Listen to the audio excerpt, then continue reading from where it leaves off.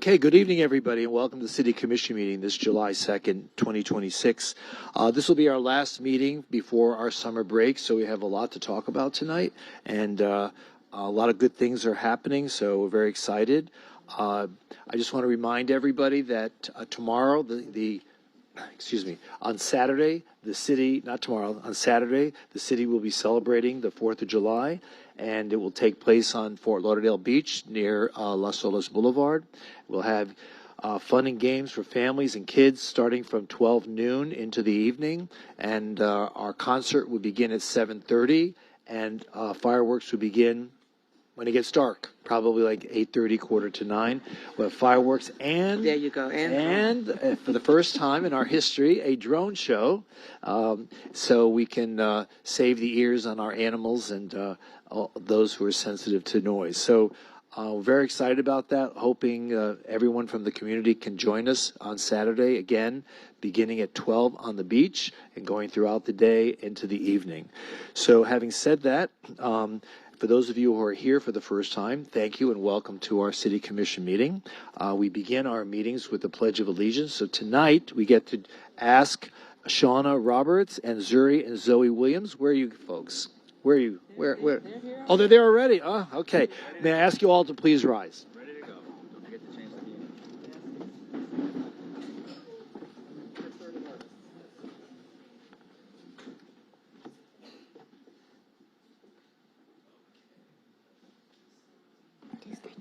Okay, how are you guys doing? Good. Now take your hand, your right hand, and put it on your heart. Your right hand, your right hand. Yes, that's it. And you can begin. I pledge allegiance in the flag of the United States of America and to the republic for which it stands, one nation, under God, indivisible, and liberty and justice for all. Beautiful. So we have a little gift to all of you. Thank you so much for doing it, and I hope you can join us on Saturday on the beach to see the fireworks and the drone show. Alrighty? Thank you so much. Give me a high five. Want to take a picture with Mom? Yeah. Ready? Come on, turn around. Come back. Go back. 1, 2, 3. Looking here. One more. Perfect. Modern family. You want to take a picture too?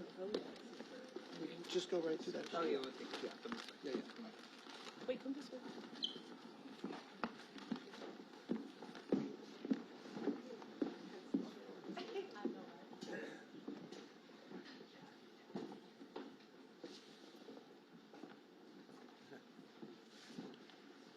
Okay, teach them young. Okay.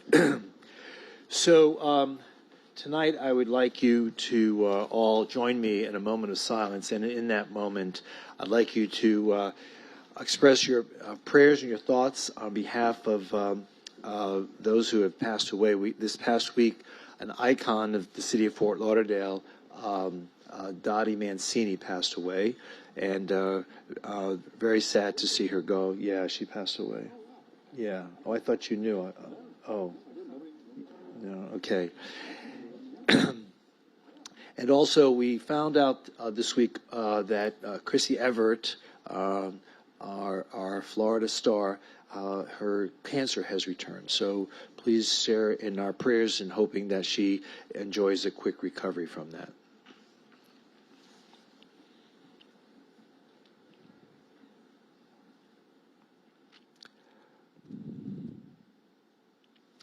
Okay, thank you. Excuse me. Mayor, can I say something before? Yeah, please. Yeah. Just to stay in a positive mode, this is just something I do. When we are giving good thoughts for individuals, I never say their cancer came back, the cancer, because we don't own that invades our bodies. So just a word for all of us when we're thinking positive about anyone going through something, don't claim that disease or situation. For them, it is just a situation. Okay. And I'm sorry, I just wanted to say that. I appreciate you. Let's hope I never have to say it again. Yes, exactly. But it makes a difference. Words matter, right? Yeah, I agree.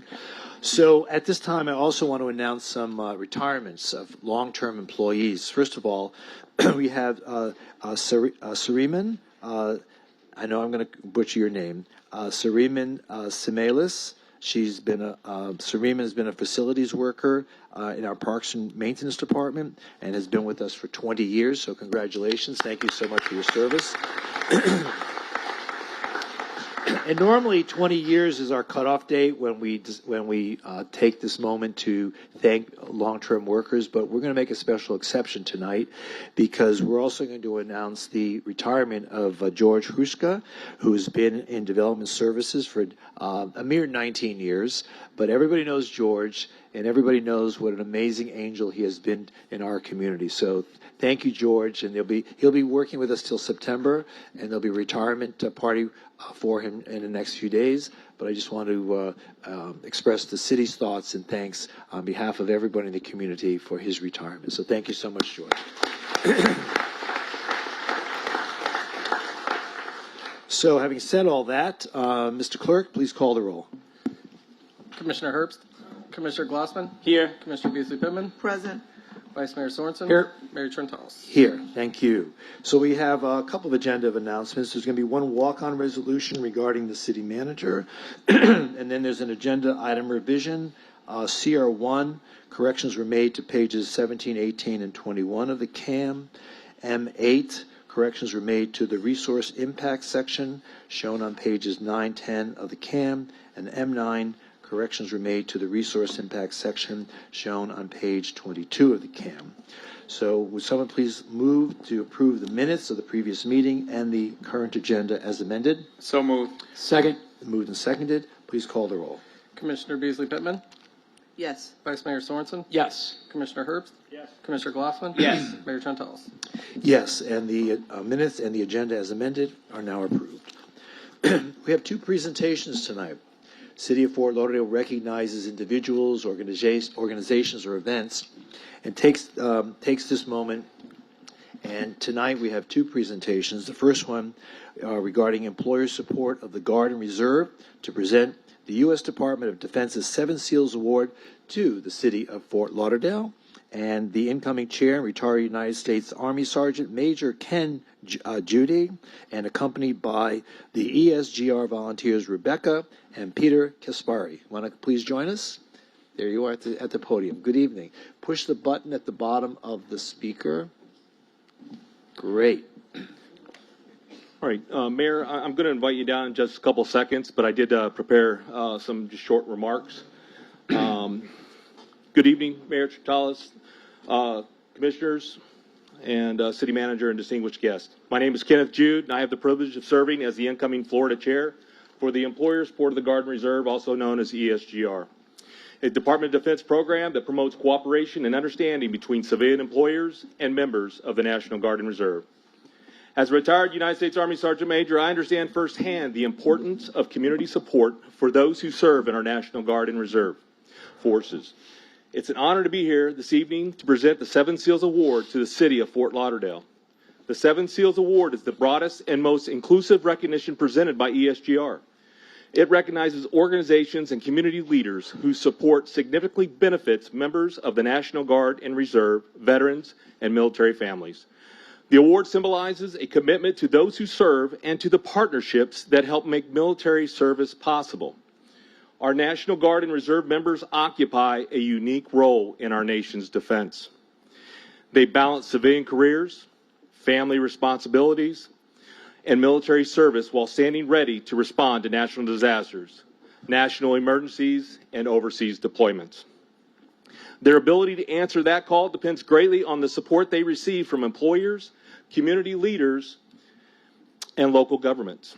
When a community demonstrates support for Guard Reserve service members, it strengthens military readiness and reinforces the bond between those who serve and the communities they protect. The City of Fort Lauderdale has demonstrated commitment through its support of service members, veterans, and military families. This recognition reflects the city's understanding that supporting those who serve is not only an investment in individuals and families, but also in the strength, resilience, and security of our nation. On behalf of the Department of Defense and ESGR, I want to thank the mayor, commissioners, city leadership, and employees for their continued support for our military community. Your leadership helps ensure that members of our National Guard and Reserve can continue serving our nation while remaining connected to the communities they call home. It is now my distinct honor to present the Seven Seals Award to the City of Fort Lauderdale. Congratulations, and thank you for standing with those who serve our nation. Mayor, if you can join me up here, Great, I appreciate thank you. And I'd like the members of the commission to come and join us.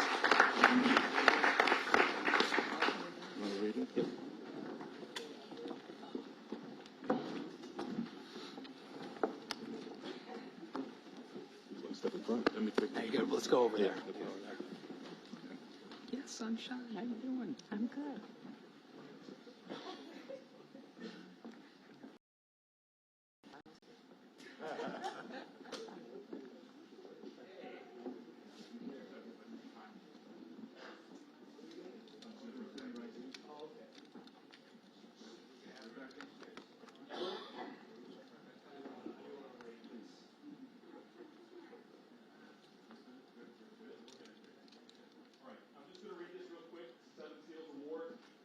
Presented to the City of Fort Lauderdale for notorious leadership and initiative in support of the men and women who serve America in the National Guard and Reserve. Signed, John Sampa, National Guard Chair, and Forest Board of the Guard and Reserve. Mayor.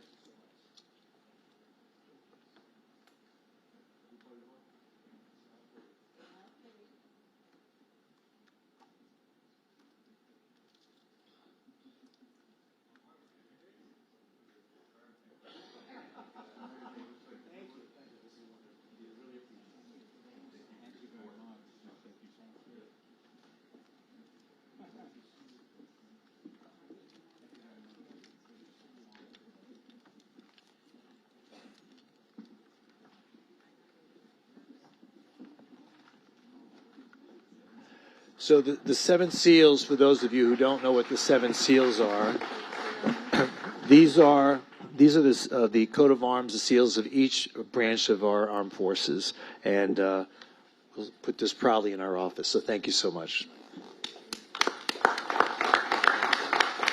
After you.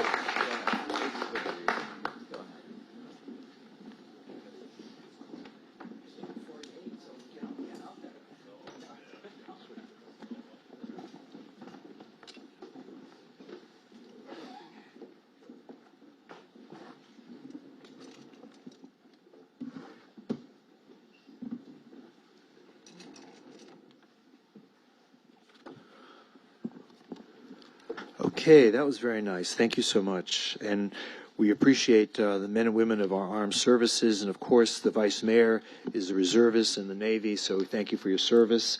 Thank you for all the members. Anyone else who's a veteran here in our communities, please stand up so we can recognize you. Anyone in the audience? Please stand up.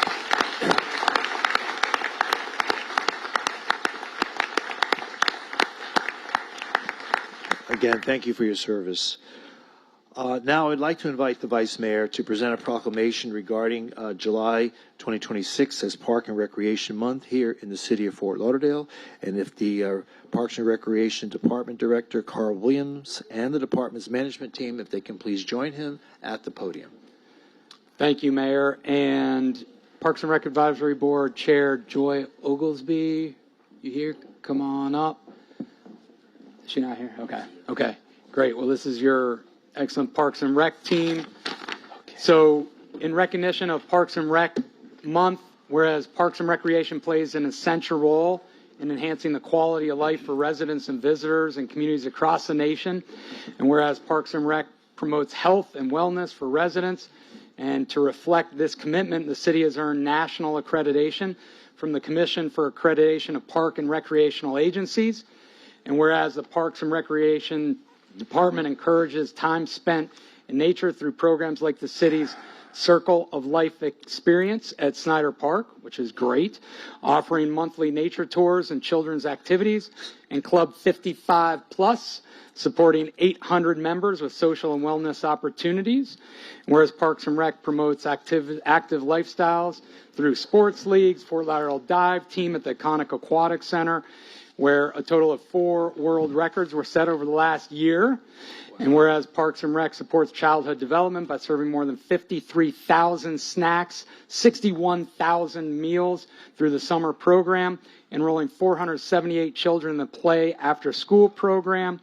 And whereas Parks and Rec are vital to the infrastructure of our community, in 2018, Fort Lauderdale voters approved a $200 million parks bond to fund improvements across 90 neighborhood parks, which are all underway and progressing. And whereas the city of Fort Lauderdale recognizes the many benefits of Parks and Rec, that they provide to over 960 acres of beach and parkland that protects natural resources, strengthens community connections, and creates lasting opportunities for residents. Therefore, we as city commissioners of the city of Fort Lauderdale proclaim July 2026 as Parks and Recreation Month in the city of Fort Lauderdale, dated this day, the 2nd of July, signed by your mayor, Dean J. Trantellis. Carl, I'll turn it over to you. All right. Thank you, Vice Mayor. Carl Williams, Parks and Recreation Director. This is a truly special month for us and our field. Parks and Recreation provides so much joy to families and outings that we provide and experiences, because that's what we provide our neighbors and our citizens. So I do have a brief synopsis here, but before I actually start, I would like to recognize several of our outstanding leadership team here. And they are, and if you can just kind of wave, Dr. Nancy Gassman, Amy Jean Baptiste, Enrique Sanchez, Glenn Hadwin, Judy Erickson, Laura Vogt, Leona Asamoah, Susan Riestra, Mark Almy, and Kim Pearson.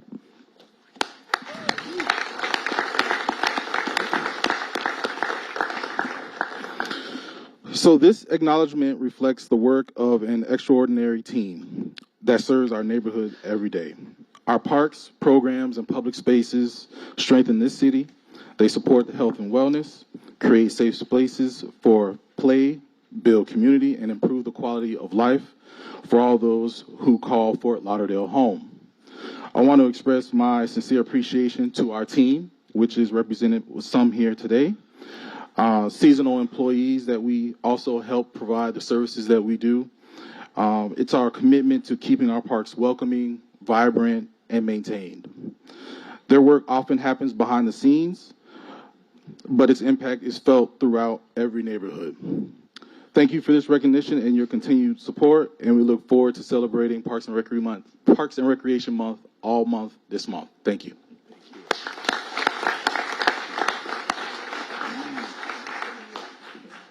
Parks and Recreation every day.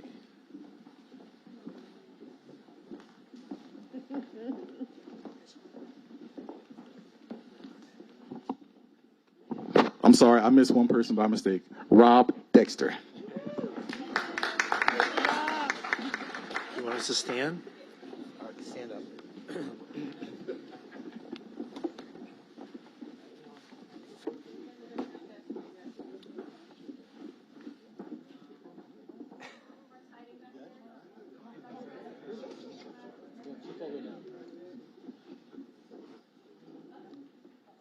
You're gonna have to hold that.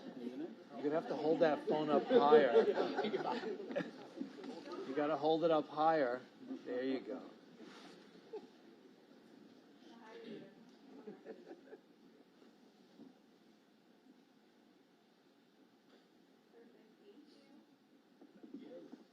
Very nice. Congratulations. Parks and Rec. What's he doing here? What's Ben Rogers doing? Parks and Rec. He's everywhere. He's everywhere. He's everywhere.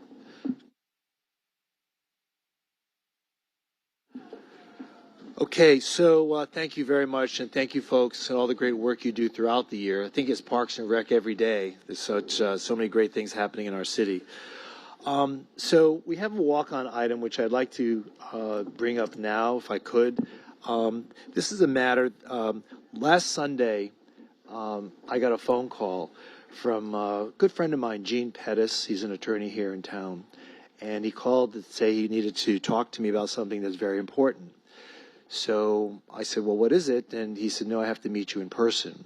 So on Tuesday morning, Gene and I met, and we sat down, and he said, well, I just here to tell you that your city manager wants to conclude her work here in the city. She and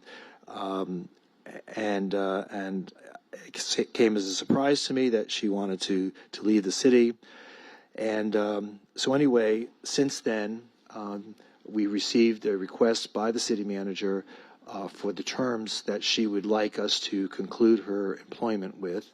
And in the backup to the agenda item, you'll see a mutual separation and First Amendment to the city manager's employment agreement, which constitutes the terms and conditions that she submitted to our city attorney, who in turn put this together for us. And we're here to discuss it and to determine if these terms are agreeable to the commission, and something we will now vote on. Mayor, I'm sorry if I can interrupt you. Yeah, go ahead. I'm accustomed to the walk-ons being at the end of the meeting, and I would like to see it remain there. That would give opportunity for our city manager to conduct business as we are accustomed to, and not throw off the rhythm for our meeting tonight. Well, I don't think that would be a direction we should go in. Okay. Well, it's up to the commission. I just thought I'd bring it up because I know there are a number of people who are here regarding this, and I didn't want them to have to wait till the very end of the meeting. I thought it would be disrespectful to have them wait. If this meeting lasts, very, very late, I didn't want them to have to wait very, very late. But it's up to the commission what they would like me to do. Commission, do you want it brought up now? Do you want it brought up later? Anyone have an opinion one way or the other? I'm fine with taking it now. Okay. Commissioner Glassman? Well, I understand what Commissioner Beasley Pittman is saying. I'm really fine either way. Thank you. Well, I need an opinion. It's not an either way. Yes. Okay, so let's do it now. Okay, Commissioner, Vice Mayor? I'm fine to wait till later. All right, well, the majority want to move forward with it now, so let's do that. All of you have seen the terms and conditions that have been presented by the city manager. Raquel, is there anything you want to add to this or comment on it to explain anything that you feel might need further explanation with regard to the terms that are here? It's a 7-page document. I think it might be best for the city attorney to outline any terms, but I would like to start by saying thank you to Mayor Trantalis, Vice Mayor Sorensen, Commissioner Glassman, Commissioner Beasley Pittman, Commissioner Herbst for the tremendous opportunity to serve the residents of the city of Fort Lauderdale. It has been a true pleasure and privilege. I also want to thank the dedicated members of city staff who have embraced my leadership approach in pushing for integrity and delivering excellence and raising the bar. So I want to thank each and every one of them for their service during my tenure. I have seen nothing but great people who are dedicated and hardworking. I also want to thank the members of our community who have been very supportive over the past several months. I truly appreciate the opportunity to engage with you, all of the association meetings, all the city events, every opportunity that I've had to engage has been very positive. And I think that my time with the city of Fort Lauderdale has allowed the organization to advance even further and to build on its success. And I am forever grateful. Thank you. All right. All right, thank you.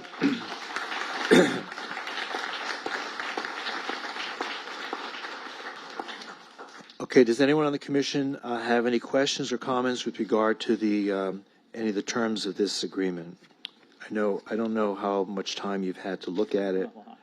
I'm sorry? Not a lot, but that's okay. I'm sorry. Go ahead. Okay. Okay, so much of it reflects the terminology that was in her original employment agreement. It's just, it's now just been incorporated in a separation agreement. Mayor, And would you like me, pardon me, Mayor, would you like me to give an outline of the material terms? yeah, I was just gonna pass it off to you. Yeah, thank you. Good afternoon, Mayor and Commission. The material terms to this agreement are that this is a mutual separation, and the manager will have 60 days' notice and be paid through the notice period. She will immediately cease her manager duties and turn in city equipment. She will be entitled to 20 weeks severance, which is the maximum amount allowed under Florida law.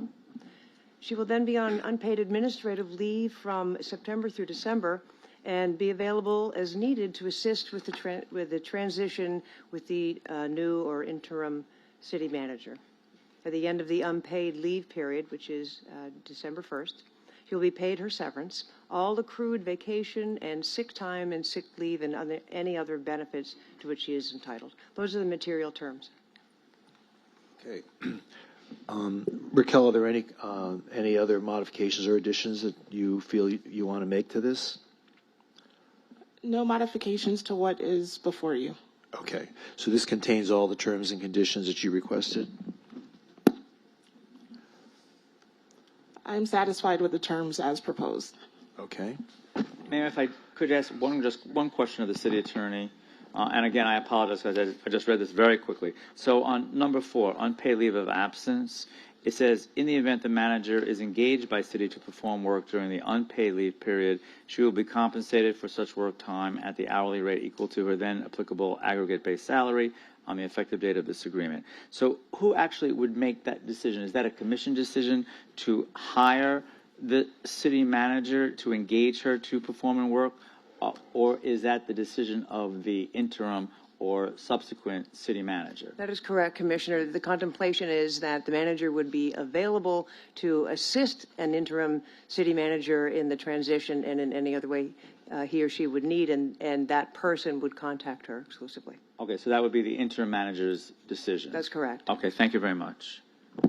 Any other questions or comments? Yeah, Mayor. Yes, so please. is there going to be public comment now, public participation? Yeah, I have one person who signed up to speak, so I will allow that person to speak, but I want to first give the commission an opportunity to make any comments or questions with regard to this.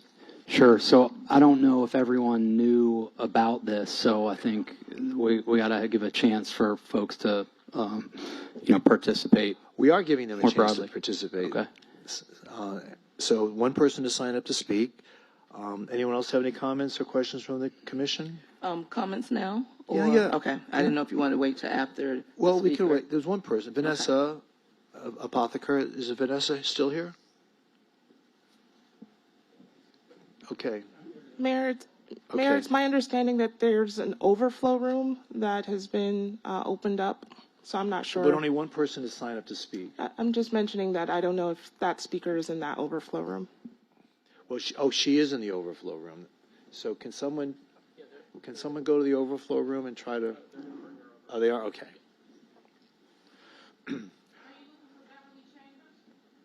I can't hear. No, Beverly Chambers. Beverly Chambers. I have one person who signed up to speak.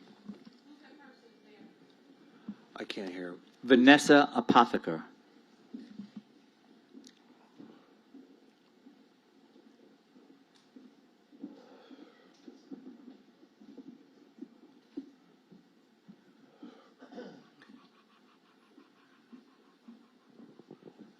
Okay. In the meantime, Commissioner Beasley Pittman, if you want to Yes. say something now. Yes, I do. When I got notification that this would be the direction of our meeting tonight, I did prepare a statement that I wanted to share. First, I want to say to you, City Manager, thank you for accepting a position here at the city. You were what we were looking for, someone who would come with integrity, be willing to give transparency, and to give 100%.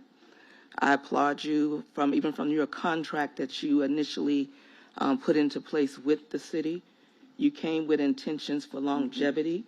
Everything in your contract had opportunity for a relationship that would have been long-term. Unfortunately, there's some things that transpired that changed that. But even through that, from May, I believe it was, when the conversation, in my opinion, shifted, you remained the person of integrity. You continue to represent this city without any remorse, without any, I would say, any backbiting. You stood as a person who represented the city with all of your heart. You 100%. I watch you balance this position as a wife, as a mother with young ones, and you were there when sometime we were not there. So I want to thank you for that. But for my documented statement that I have here, it is my view that Manager Williams elevated Fort Lauderdale at a higher level of business, the next level of business, more professional, more transparent, and with more respect. I felt it in the room. I saw it through our neighbors, and I saw it on many occasions. From her elevation and her experience, I want to share some of her highlights of what she did bring to our city. In regards to labor and stability, public safety, and investment, she led negotiations that has brought the Fort Lauderdale Professional Firefighters, IAFL, Local 765, into a contract that would be eradicated, something that we hadn't seen in this city for a period of time, and they're prepared to take that negotiation for their contract before their body. Also, I saw her streamline public safety overtime that was by partnering with our Fort Lauderdale Police Department, along with the Office of Management of Budget, cutting overtime at a percent of 20%, or equaling $1.2 million. I'm proud to see the recruitment and the graduation of the largest fire rescue class since 1999, which included 35 firefighters. And that is an investment into our safety and the future of our safety. In regards to neighborhood enhancement, I appreciate the implementation of enhancement for our preparation for hurricane season. Before Ms. Williams got here, I had a conversation and said it several times about being proactive, preparing for our hurricane season.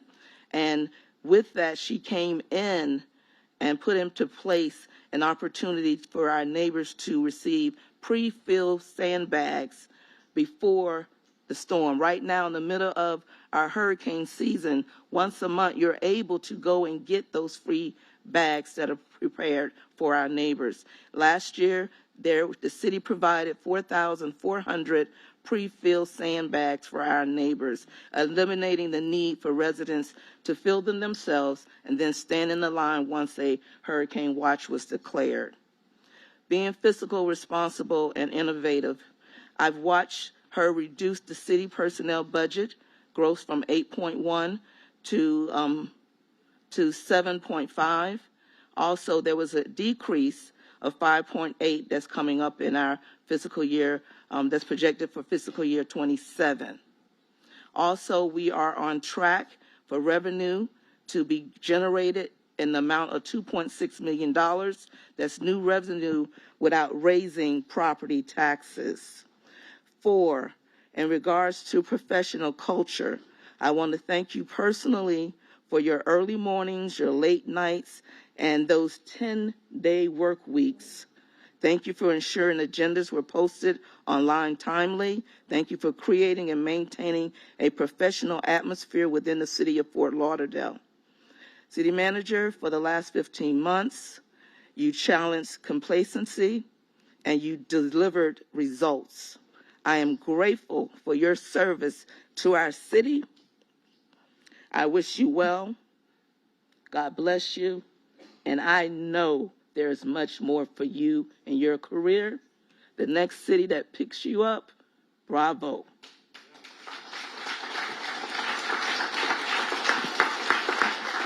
Thank you, Commissioner. Thank you.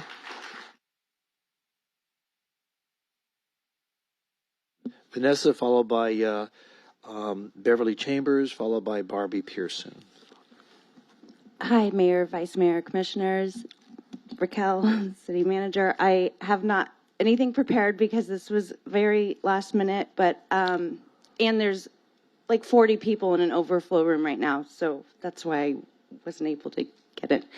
As the District 4 rep for the Council of Fort Lauderdale, I've heard so many positive things about your leadership, and I'm here as the Tarpon River president and the D4 rep for the council, just wanting to express to you all of the positive things I've heard about you and all of the support we've been so happy and appreciative of from you. You're a role model to myself, my daughters, I'm just here to show our love for you and our support, and we will miss you so much. And I think that's it.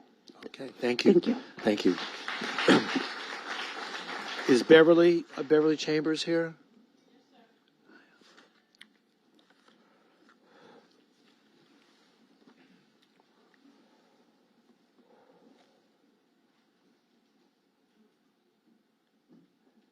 And Beverly, if you could press the bottom of the speaker, where it says, yeah, there you go. 1, 2, 1, 2, mic You're check. good. You're good.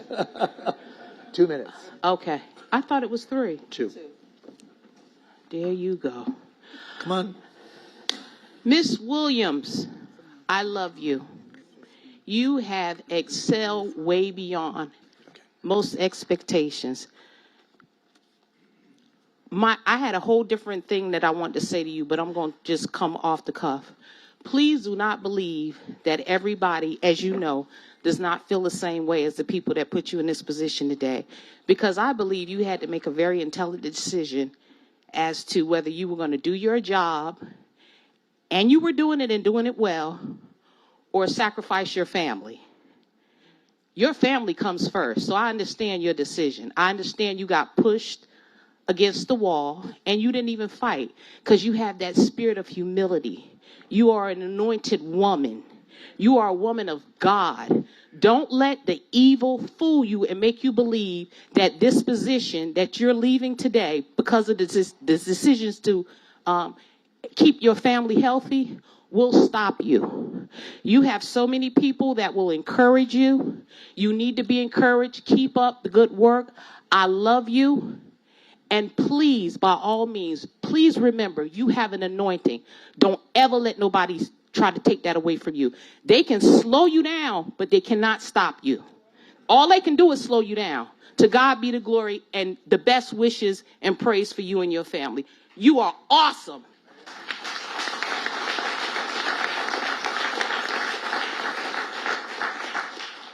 Is Barbie here? Oh, Barbie, hey. And followed by Tina DeMarco. Does anyone else wish to speak? Okay. Tina would be the last person. Did you sign up? Yeah, you need to sign up. Go. You have to go right at the front desk. At the front desk.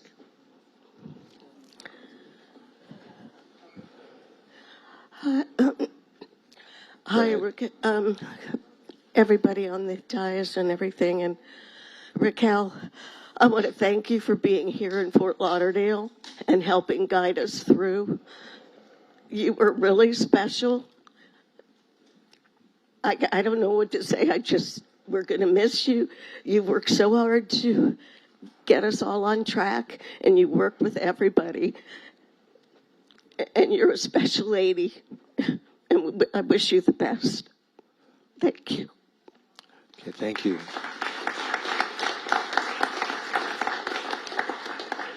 Tina DeMarco.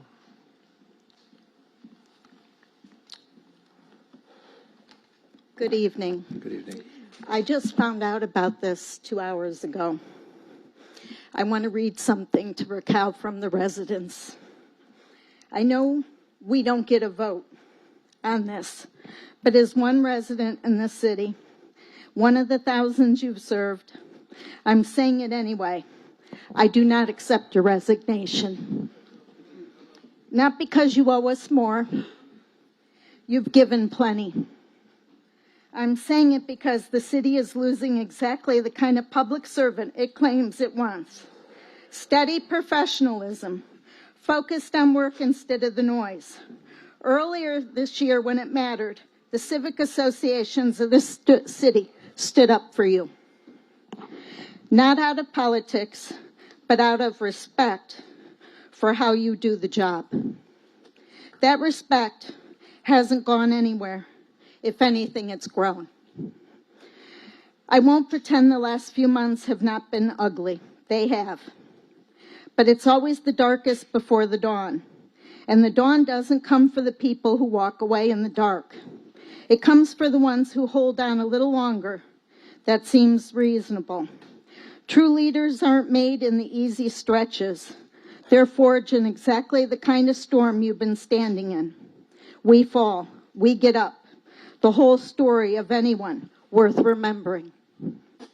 So it is my ask and some other residents, and I know it's a big one, to reconsider. Not for the commission, not for the city hall, but for the neighborhoods, for the people that don't have a seat on the Dallas, and every decision that's made. You have done more support out there than the loudest voices would have you believe. Just 1 second. And if your decision is final, if it really is goodbye, then know you leave with the gratitude of residents who saw what you carried and how you carried it. But I hope this isn't the end. Thank you. Okay, thank you. Amanda Wilson.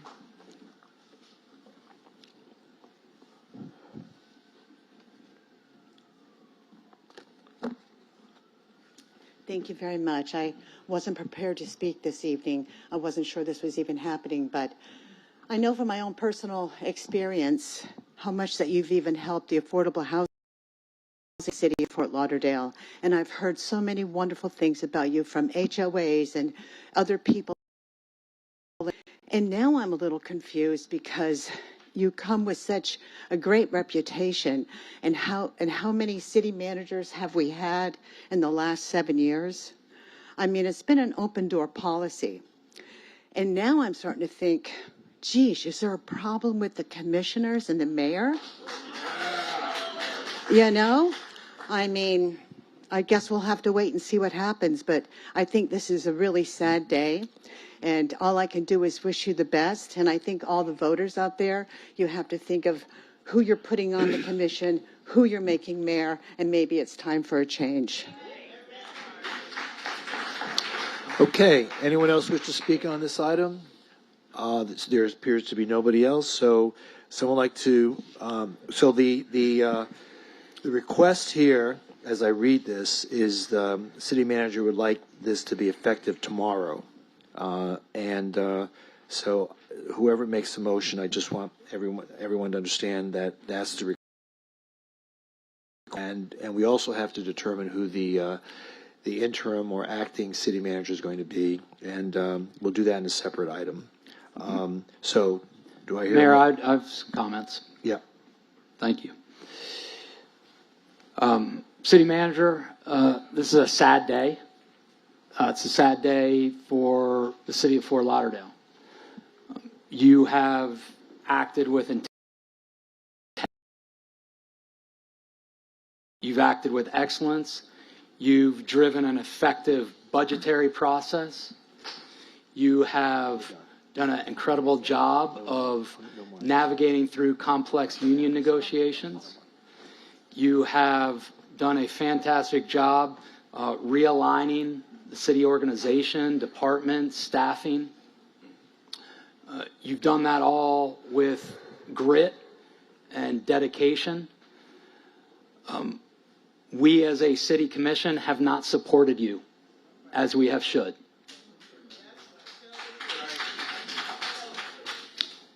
And really sad. Not only have you led with excellence, but your family worked right alongside you. I know your husband, Fionn, is here. Thank you for your commitment to this and your children's having to support a mom who works long hours in dedication to the city of Fort Lauderdale. Every day, and I've seen it, you get up and you work to fight for the residents of Fort Lauderdale. And you drive a tough bargain and you seek the best for our city. And I am so grateful for that. I'm grateful for all you've done for so many neighborhood leaders across the city, across all the districts, regularly come up to me and say, hey, city manager is doing a fantastic job. She's coming out. She's supporting us. She's hearing us. So you don't just talk it, you walk it. This is going to be a loss for the city. It's going to be a loss for us on the commission, and a loss, most importantly, for all the people in the city of Fort Lauderdale. So I thank you for all you've done, and I wish you all the best. And I am so thankful, especially to all those who have supported you and seen the vision and the ability that you have, and I'm appreciative of that. Thank you. Okay. Thank you, Vice Mayor. Would someone like to introduce the resolution? Mayor, I would, but I'd like to just say a few words also. Oh, go ahead. So thank you, I appreciate it. I want to echo that thank you. You know, Raquel, and I want to make sure that folks understand that are watching this meeting, because I was getting a lot of text messages this afternoon from people that were telling me that we were terminating the city manager. And that's just not what is happening right now.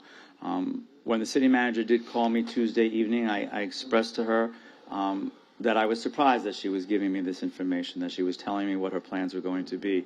And as I said to her that evening, I was surprised because I really did think that we were turning the corner. We had some issues, but we were turning. So that did surprise me when she called, and I'm assuming that she spoke to everyone that evening or that day. So I just want to also wish you the very best. I will always remember our conversations. I will always remember the fact that we had pretty much open door policy. We've been very honest with each other.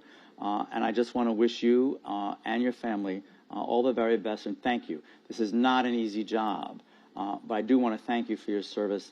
It's meant a lot. And for those folks that didn't have a chance, I just basically read this myself very quickly because we just really received this before the meeting today. This is, I think, in terms of looking at a separation agreement, because you did have a contract a little over a year ago where everything was spelled out in terms of what would happen if you were terminated, what would happen if you resign. And I'm very happy to say that when I look at this separation agreement, I think this is as good as possible, because it really, in terms of your contract, looks at it almost as if you did not voluntarily resign, because the terms are much better for you. And I'm happy that we were able to be that generous. You know, this is a time when we are looking to almost try and save the taxpayer nickels and dimes everywhere. Even this afternoon, Commissioner Herbst talked about being frugal by nature and making sure that we're prudent, financially prudent, when we consider the choices for our residents and our taxpayers. That aside, I think that we treated you with this separation agreement, I think, really well for you. And I'm happy to see that, because I think it shows that appreciation for the work that was done. I think it also shows the respect for you, because these are good terms. I think these are generous terms that enable you to continue with the city in the capacity as stated in the agreement. So I just want to say thank you, and I'm glad that we could be as giving as this separation agreement calls for. So thank you. Okay, anyone else wish to Thank you, speak? Commissioner Glassman. Anyone else wish to speak on this from the commission? Okay, I need two things. I need someone to introduce the resolution, and I need to ask in that resolution what would be the day that this this takes effect. Isn't that articulated, Yeah, Mayor, I in thought the so. agreement, the date this takes effect? Say it again. Isn't that included, City Attorney, isn't that included in the? It's a suggested date. It yes. is, but you're free to. And the suggested date, City Attorney? July the 3rd, tomorrow? Is tomorrow. Okay. I'm happy to introduce the motion with the suggested date. Okay. So the resolution's been introduced. Please call the roll. A resolution, City Commission of the City of Fort Lauderdale, Florida, approving a mutual separation agreement and First Amendment to the employment agreement between the City of Fort Lauderdale and City Manager Raquel Williams, authorizing the mayor to execute the separation agreement on behalf of the city, providing for an effective date and providing for related matters. Commissioner Beasley Pittman? Yes, standing in agreement with what the city manager has requested. Yes. Vice Mayor Sorensen? No. Commissioner Herbst? Yes. Commissioner Glassman? Yes. Mayor Trentalis? Yes, and that resolution is now approved.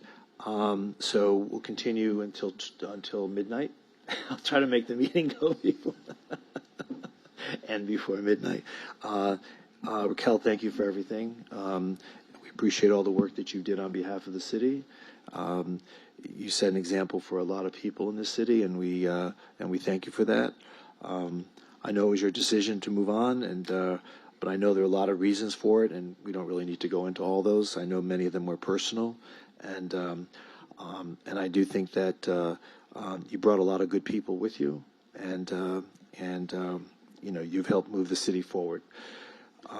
So that resolution is now approved. So, Mayor, if I could, I would just like to say thank you as well, Raquel. You and I have had a lot of opportunities to chat about this, and I know that this is the right move for you and your family. This has been a tough couple of months, and I don't envy you. I've always said city manager is the worst job in the world. That's why I keep turning it down, and I don't recommend anybody ever apply for it. So, but thank you. I do appreciate everything you've done and the partnership and collaboration that you've shown to me. So thank you. Thank you, Commissioner Herbst, and thank you, Mayor Trentalis. You're welcome. So upon the effective amendment, we need to have a city, and it would be an interim city manager or an acting city manager.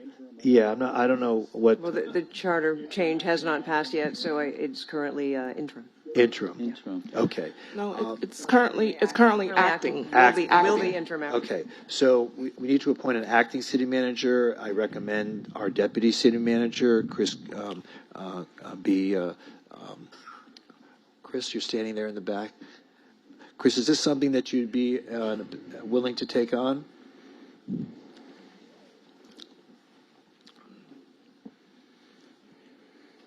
Good evening, Mayor, Commissioners. Before I answer, I'd just like to also acknowledge Manager Williams. Personally, she has afforded me great opportunities here with the city. I've been here for a while, and to be in the position I am today is largely due to her support. So I'd like to just thank her, in this moment. And to answer your question, yes. Okay. All right. So do I hear a motion to approve Chris as our acting city manager? So move. Second. Moved and seconded. Okay. Please call the roll. Just that a resolution, however, it does say effective July 2nd on it. So July 3rd. Yeah. Yes. And I'm sorry, was it? So it's a resolution? It's a resolution? Yeah, resolution. Okay. So who is the person who first moved? I believe I heard 3 people. I'll move the resolution. Okay. Introduce the resolution. Introduce the resolution. As amended for July 3rd. As amended for July 3rd. Thank you. a resolution of the City Commission of the City of Fort Lauderdale, Florida, appointing Christopher Cooper as acting city manager of the City of Fort Lauderdale, Florida, and providing for an effective date. Where are we? Commissioner Beasley Pittman? Yes. Vice Mayor Sorensen? Yes. Commissioner Herbst? Yes. Commissioner Glassman? Yes. Mayor Trentalis? Yes. It's unanimous. Okay. Thank you so much, Chris, for doing this, and we appreciate it. And let us continue with the meeting. Thank you. And Commissioner Beasley Pittman, I appreciate your letting us can put that behind us and we can get on with the meeting. Now comes the consent agenda. The consent agenda in our meeting where each member of the commission is asked if they would like to pull an item and vote on it and discuss it separately. Otherwise, we vote on these items all at once and with a single vote. So, and if there's anyone who wishes to speak on any of these items, they can do so now. No one has signed up to speak on any consent agenda item. So let me begin with Commissioner Herbst. Do you have any consent agenda items that you wish to pull? None. Commissioner Beasley Pittman? None. I have none. Commissioner Glassman? None. Vice Mayor? None. None. With regard to all the consent agenda items, do I hear a motion to approve? Moved. Second. Been moved and seconded. Please call the roll. Commissioner Beasley Pittman? Yes. Vice Mayor Sorensen? Yes. Commissioner Herbst? Yes. Commissioner Glassman? Yes. Mayor Trentalis? Yes, and all the consent agenda items are now approved. So if you're here on any of those items, your item has now been approved, and you're certainly welcome to stay for the rest of the meeting. Moving on to M1, motion approving a change order number 3 to task order number 12, Joseph C. Carter Park Improvement Project, AECOM Technical Services. Would someone like to move the item? Moved. So moved. Please call the roll. Commissioner Beasley Pittman? Yes. Vice Mayor Sorensen? Yes. Commissioner Herbst? Yes. Commissioner Glassman? Yes. Mayor Trentalis? Yes. Is that Commissioner Beamer? I didn't see you back there. Are you leaving already? Okay. You lose your seat. Yeah. And that's been approved. Okay, moving on to M2, motion approving the final ranking of firms, negotiated fee schedules and agreements for requests for qualifications, transportation and public spaces, planning and engineering, continuing services. This is a 3-year estimated aggregate amount. But this is just a contract for the first year, correct? Correct? Correct. There are renewals contemplated in this item. Right, okay.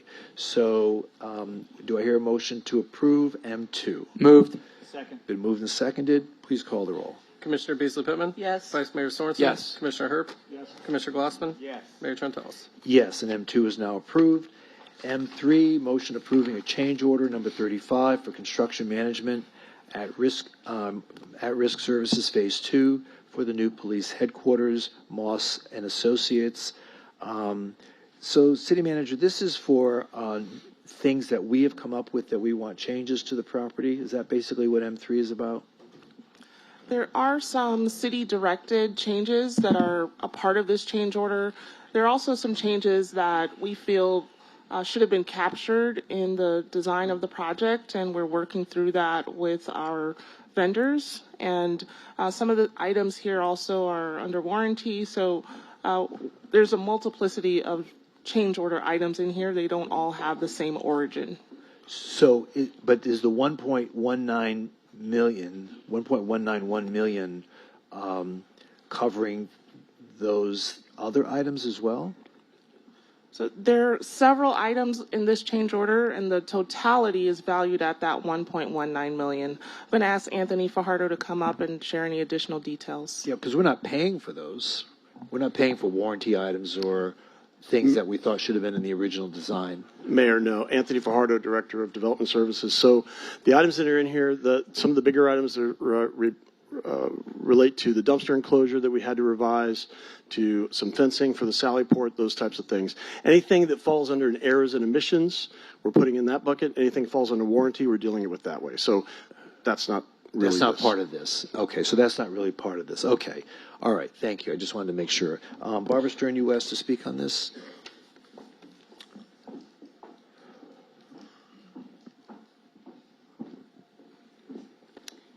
Thank you, Mayor, Commissioners.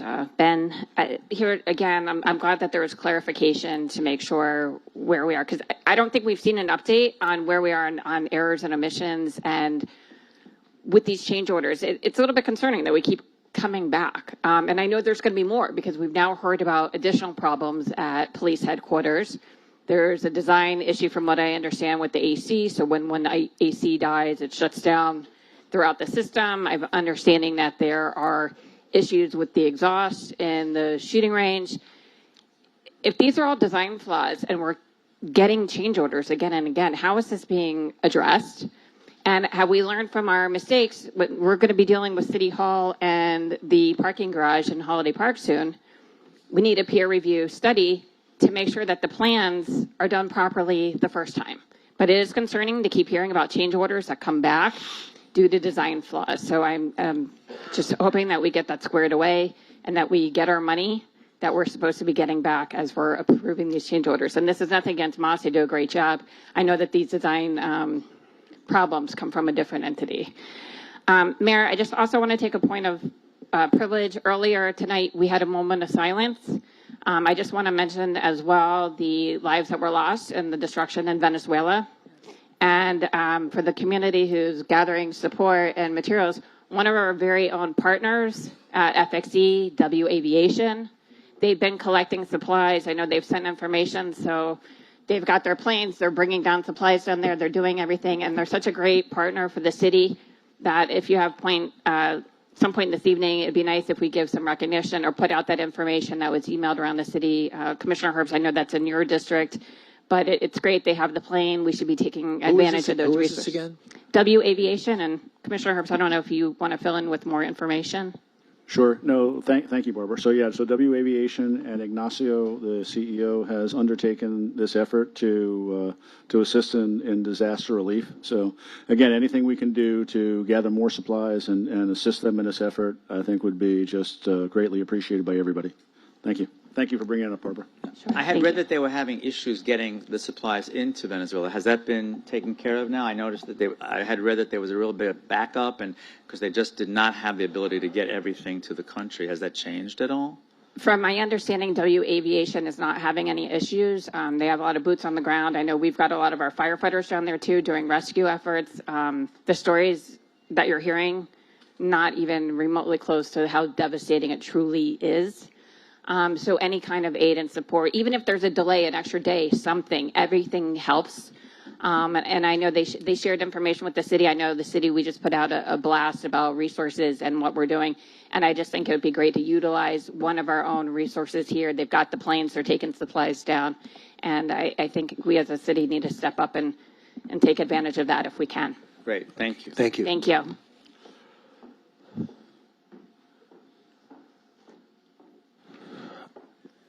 Okay, M3 has been moved and seconded, so it has not been moved and seconded. Would someone like to move M3?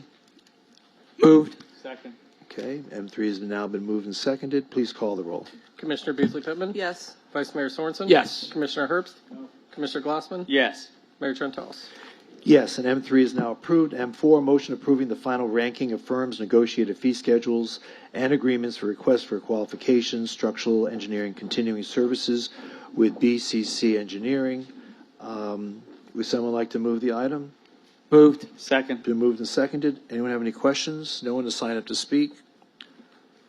Please call the roll. Commissioner Beasley Pittman? Yes. Vice Mayor Sorensen? Yes. Commissioner Herbst? Yes. Commissioner Glassman? Yes. Mayor Trentalis?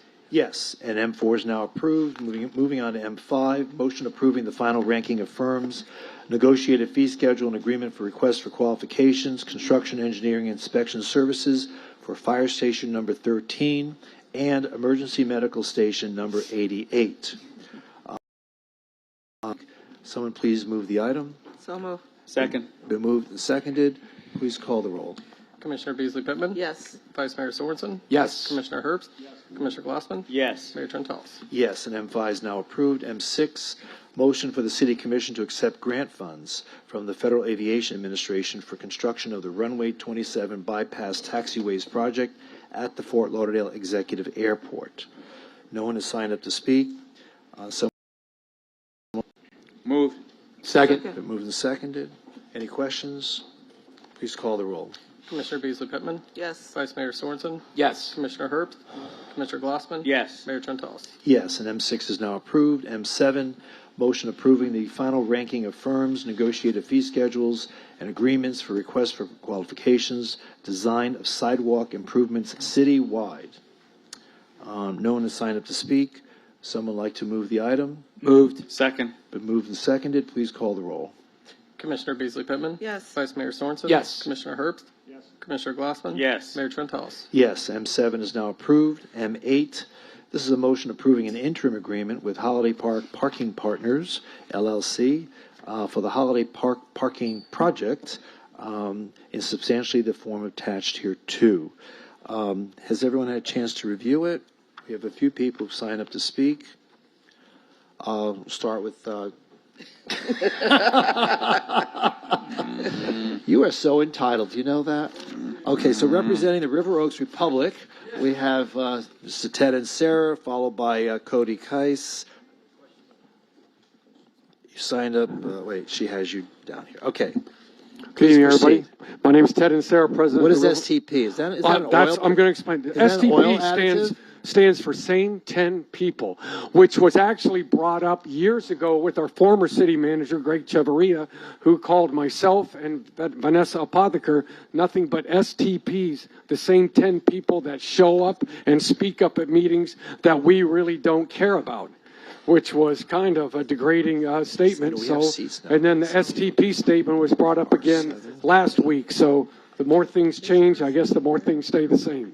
That the same 10 people are speaking up, and the officials just do not pay much attention, as like it's happening right now. But I'm sorry, I thought STP was a sexually transmitted disease. I'm sorry. well, David Solomon thought it was Stone Temple Pilots. So it has it has many connotations. I don't know what I'm going to call them. But what I'm here to speak about on the garage is I know Holiday Park needs a garage. There's no doubt about it. What I don't understand is why do we need a garage and a surface lot? To me, that says it's bad planning on the garage. Just make it taller or make it be able to park on the roof where you, in some time in the way future, you have the vertiport where flying taxis are supposed to land on it. But right now, I mean, you have an opportunity. Right now, the urban forestry, we're supposed to have a 33% by 2040 is what our goal is. And right now, you keep making decisions that are sending us backwards from that goal. Right now, we have a 25.3% urban canopy, which I think is higher than it should be. And we have a perfect time to take back a little bit of Holiday Park. It's now turning into the Holiday Complex because it's nothing but buildings now that are being constructed on it. Take this same area. You don't need a parking garage and an enormous flat surface area. Either put another floor on the parking lot, let people park on the garage, let some of our great parks and recreation people that were here earlier do their thing over there, and make a nice park, plant trees, have it up with some streets or some benches. I just don't think we need one or the other. Your time is up. Thank you. Thank you, Mayor. Mayor, could I ask Quentin to come up? That's okay. Thanks, Ted. Quentin's coming up. Because I like to counter misinformation. It's important to make sure people have facts all the time, not just words. So help me understand. By the way, as the District 2 Commissioner who represents Holiday Park, I want you to know that the neighborhoods that I go to for meetings constantly in and around that park are thrilled with what's happening in Holiday Park. Thrilled. And they don't look at it as it was just described at all. In fact, it's a beautiful place for our city to have, to recreate and to enjoy so many amenities. But we just heard that the surface parking lot is going to destroy the greenery of the park and just add to something that some people think is not a good thing. I want you to tell us, so the public understands, the landscaping that is going in and around where that surface lot is going to go. I know there's a list. I'd like to hear that list. I know the list because I've been working on this project for a while. But if you could let the public know, again, just to counter the misinformation that all we're doing is putting in an asphalt parking lot. Do you have that list that you can tell me about in terms of all of the different types of trees and hedges and bushes and everything else around that 300-space surface parking lot? I can. I got to go back to my notebook, but good evening, Quentin Pugh, Assistant City Manager. Roughly, we're bringing in about 60 canopy shade trees at this particular location. We also have about 46 understory and flowering trees that are coming in. Thank you, Eva. How many are there now? None. None. There's some on the outskirts, but there's not a lot. But Right. this project is bringing in a very healthy landscaping approach to this project. Again, about 60 canopy trees, roughly about 46 understory or flowering trees. Some of those species for the canopy trees include live oak, ball cypress, mahoganies, red maple, and again, that totals roughly 60. The flowering trees consist of the cabbage palm, satin leaf. There's a few pink trumpet trees as far as those palms. So, there's other shrubs and ground covers and things like that associated with this project. But it So at will least be 100 trees. 100 plus, Almost yes. half flowering trees. Correct. And then in addition to the shrubs and the hedges and the greenery around the surface lot. That is correct. And right now that surface lot is gravel and what else? Can you describe it for the public? Right now it's gravel and just general ground cover. I mean, there's nothing there. Nothing there. And it's really kind of hazardous, actually, when people do park there. And I will tell you that I believe that we need every one of those 300 spots in addition to the 1,000 spots in the garage, because there are so many events happening now in Holiday Park, wonderful events happening. Right now we have every Friday night the Starlight Musicals. The Panthers have done an amazing job with the ice rinks, one open for the public, one for the team. The Odd is, again, doing events there. This 1,300 spots needed. PACA, the Broward Center for the Performing Arts Group, needs it for the Parker Playhouse. That's doing a wonderful job there in terms of arts and culture. So I'm all in favor of the 300 spots. But I wanted to make sure that the public understood that we are not taking up green space. We're taking up gravel space, a muddy gravel space, and we're turning it into, yes, a surface parking lot, but one that is going to be basically surrounded by a lot of lush landscaping that is not currently there, correct? You are correct, Commissioner. Thank you, And if I'm not mistaken, didn't we, wasn't this a compromise? Because we were looking to build a structure there as well, and we decided not to build a structure there because we were trying to take away structures from the holiday park, and that's why we made the other parking garage taller, so that we could have a surface parking lot with landscaping, which was a less imposing opportunity for parking without having to have two big structures there for parking. So this actually, what I recall, was the compromise approach, and also it provides parking more immediately than the parking garage, which is going to take a couple years. And families who go to the Iceplex and go to Holiday Park and go to the Parker currently suffer, and their cars are my car. I mean, how many times I've thrown the alignment out just trying to park in that so-called surface parking space. So when do we expect this to be completed? Do you know off the top of your head? Yeah, so we anticipate this project being completed fall 2027. Should you approve the interim agreement this evening, we plan on completing the plans and obtaining those permits and turning over those plans to the proposed developer by the end of this calendar year. And immediately from there, start that construction sometime in January and complete it by fall 2027. Okay, thank you. Great. Thank you for clearing up the misinformation. Cody Kais, you just for questions? Okay. And Mayor, I'm going to jump in. Quentin, sequentially, what I think we're planning is doing the surface lot first and then the parking garage, right? And so that while the surface lot is being built, the parking deck area will be available for parking. Is that still what we're planning? Yeah, that's accurate, Commissioner. Right. Yeah, phase one, we're not trying to do both of these projects, phase one and phase two at the same time. But yes, phase one will be done first. Once that's completed, then if everything lines up correctly, we plan on starting phase two. Great. And why that matters too, Mayor, is because even with athletic events on the Holiday Park field. We're out of parking near the athletic fields, and so we need added parking, and that's what this will also help with. And it's at a premium in Holiday Park.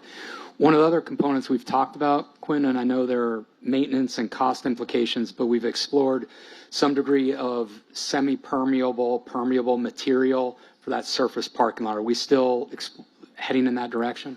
Yeah, those plans are still being refined. We've had those discussions. We're floating in between that 60 to 90% completion with the plans, but they're still under further discussion. It does affect the pricing. We're trying to keep this at a particular figure, but yes, we have had those discussions internally. Okay, great. Thank you. Okay, thank you, Quentin. Thank you. Gary Olson, Gary here, followed by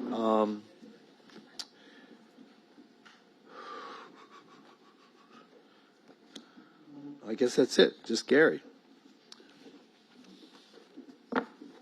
Good evening.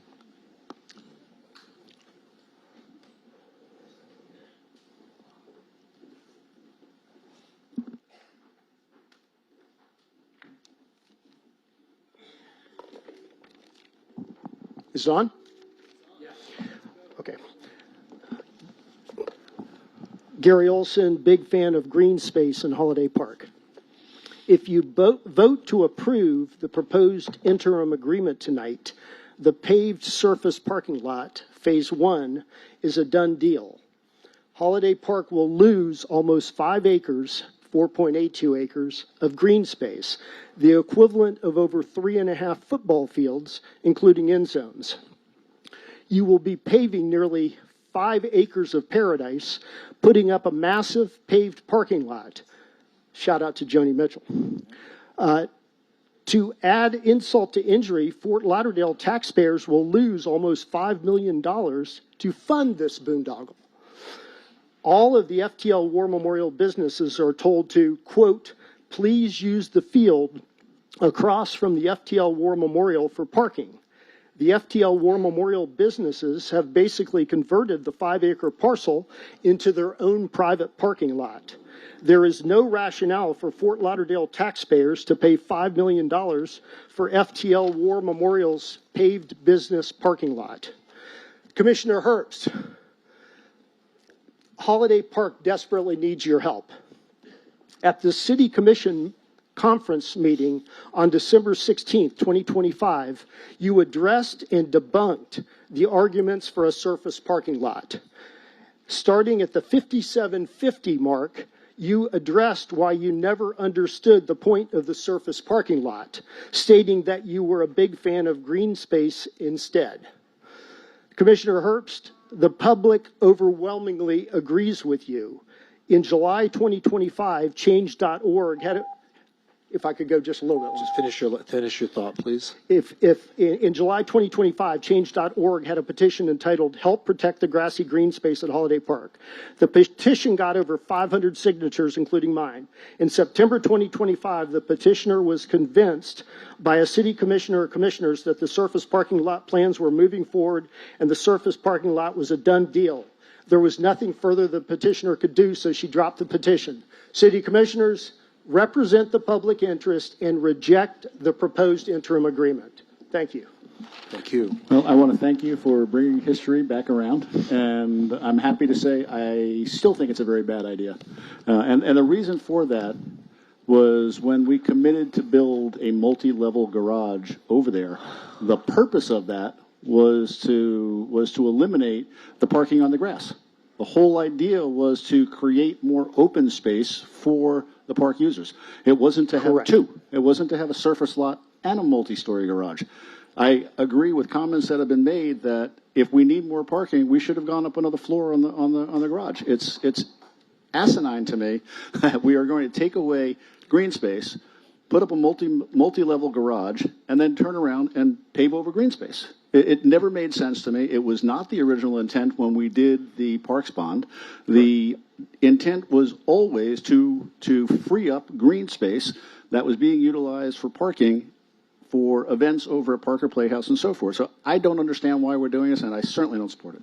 And Commissioner Hurst, if I could, am I still on, or can I respond? I really think your comments have concluded, and thank we you. appreciate what you had to say, so Thank you. thank you so much. Thank you, Commissioner Hurst.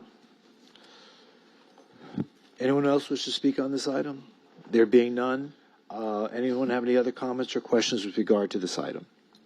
I like to. What does your neighborhood say about this? Is that what you... I've heard, actually, I've been meeting regularly, obviously, with the Victoria Park, which is right there at Holiday Park, and Flagler Village, right across the street from Federal Highway from it.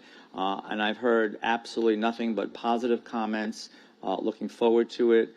They're looking forward to the concept of a vertiport on the roof of the building, and they agree that they need the extra parking. They also agree that this parking garage is not taking up the space that the surface parking lot is. The surface parking lot is further south, right, sort of opposite War Memorial Auditorium. The garage is to the west and north of this spot. So these are different spaces, different places, and I've heard nothing but support from both Flagler Village and also Victoria Park. I have a question. Yes, ma'am.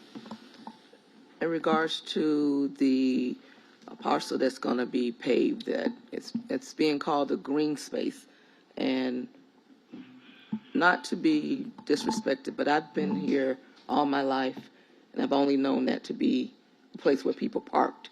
I don't recall grass being there.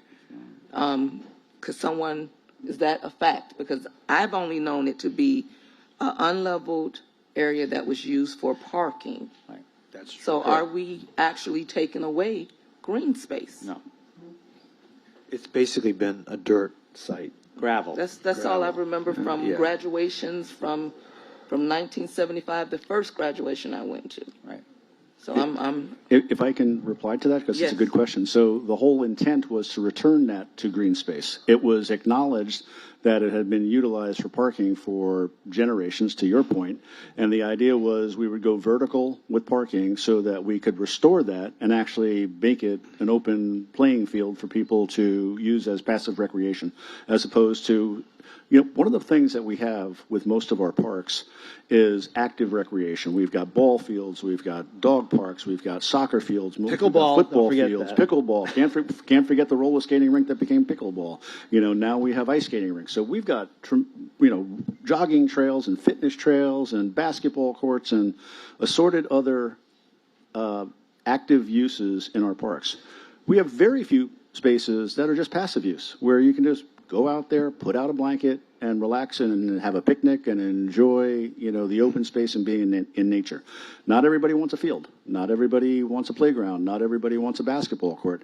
Some people just want to sit out there and listen to the birds. And the idea was that we would recapture this space and return it to the public use. One of the most famous places in Central Park is the Sheep's Meadow, which is just a big open space where people throw frisbees and fly kites and have picnics and just enjoy being out on the grass.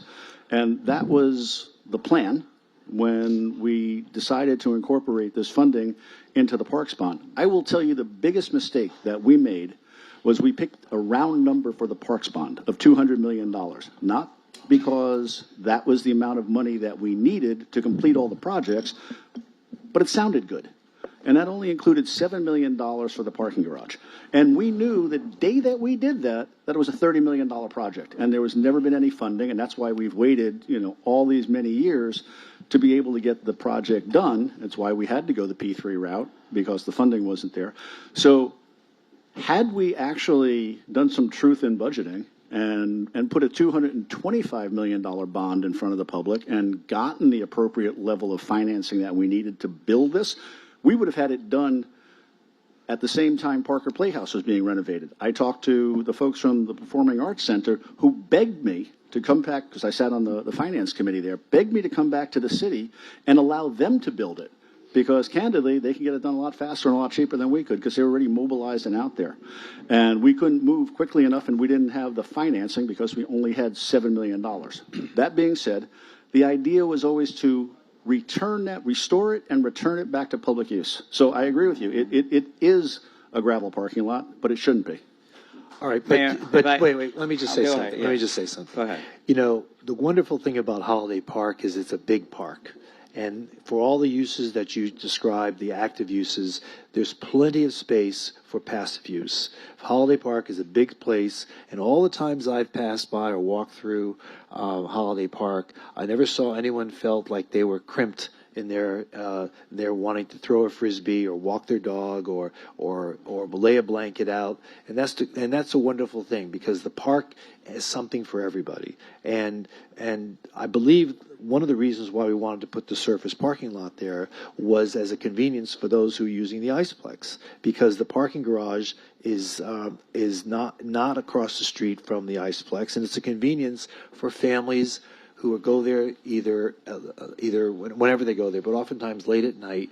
So they have that option. And again, I do recall the conversation of not putting a structured parking garage on that site in order to keep it more open and not have more structures in Holiday Park, and only have a structured parking garage next to the Parker. So with the 100 more plus trees happening there, I feel that it's a compromise that we've achieved, and I think that we should move forward. And I believe that this is in the best interest of the city and certainly in the best interest of the community. And Mayor, it's not actually, that surface lot is actually not taking up that entire space that you might want to label green space. There still is green space to the south of where that surface lot is going to be. That'll still be green space.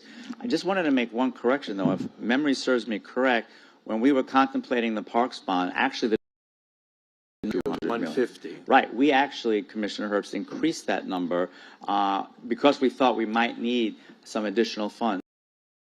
It did go up maybe almost 50 million, from 150 million to 200 million.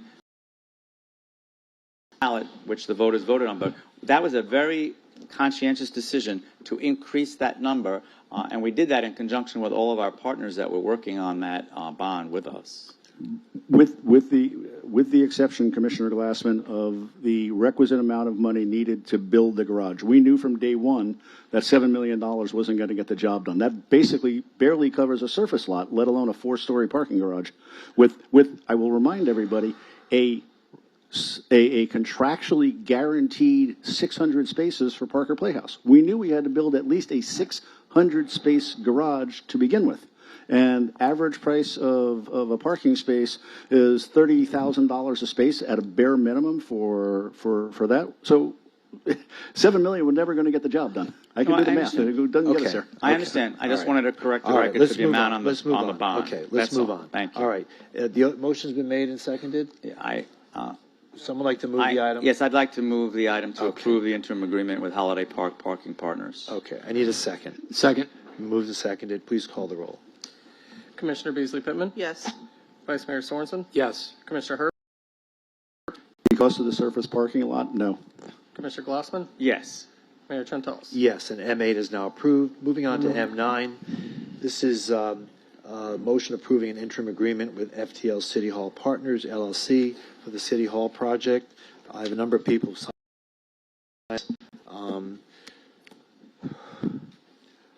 Cody, this is just for questions. Did you want to speak at the end?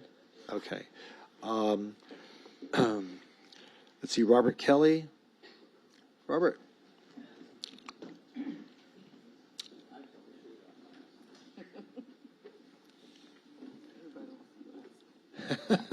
First of all, thank you, Mr. Mayor and Commissioners, for letting me speak.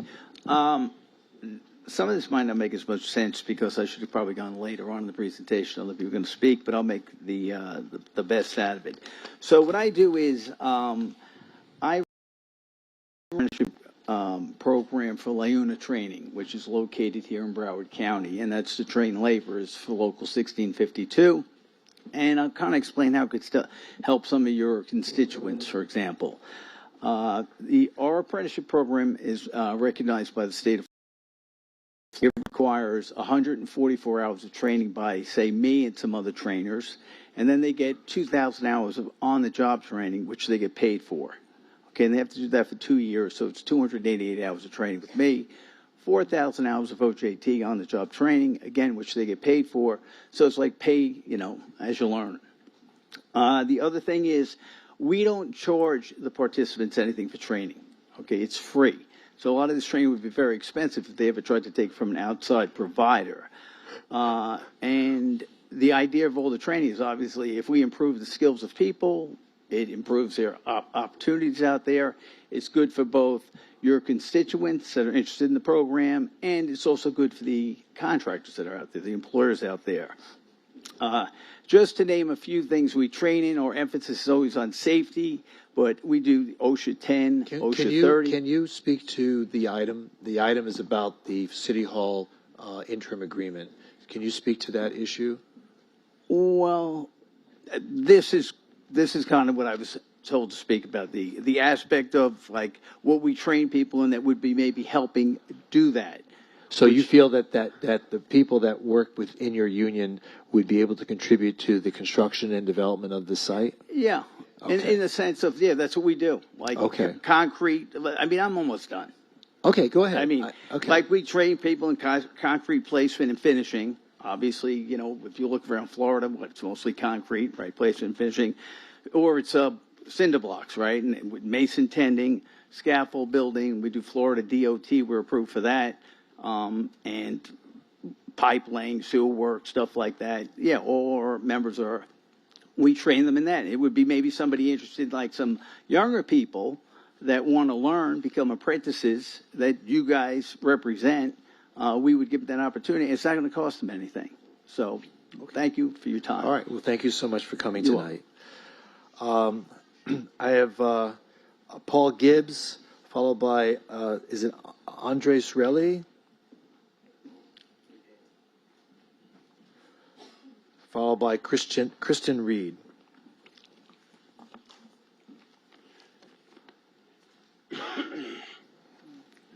So,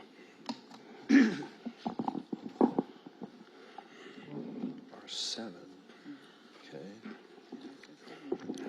good evening. Good evening, Commissioner. My name is Paul Gibb. I've been in labor for a number of 17 years, and I'm a member of Local 1652. I spent in this part of South Florida. You drive on, buildings, you walk in. Some of them I could point to right now. I came here tonight because I want to help build a new city hall too. Not only because it's work, though the work matters to my family, I want to build it because I know what it takes to do a job right and watch it stand for 30 or 40 years. That is what this city deserves. A city hall built once by people who take pride in it. We've gone more than 30 years without a real city hall. Your staff have been working out of borrowed offices. Residents haven't had one place to go. That is long enough. It's time to build. And when you build it with local hands.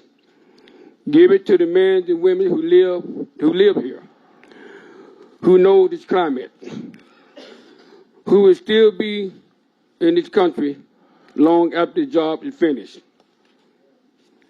We were treated like, because in a way it is.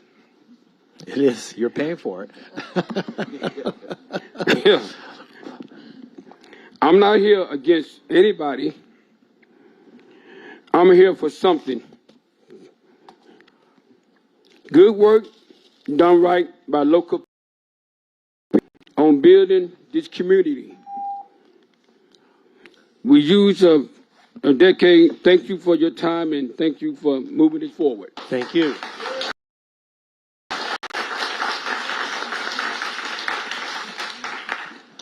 Please state your name. Yes, Andre. Hello, Mr. Mayor. Good evening. Commissioners, how are you doing this evening? I'm here to, talk about the necessities and the convenience of having this project here in Broward County in Fort Lauderdale. I'm here just to bring notice to you that we want to push forward with this project. that it's not only the project for the commission or the staff, but it's for the community and the residents of the community. And we're here as residents of the community that we want to participate into the building of this new city hall.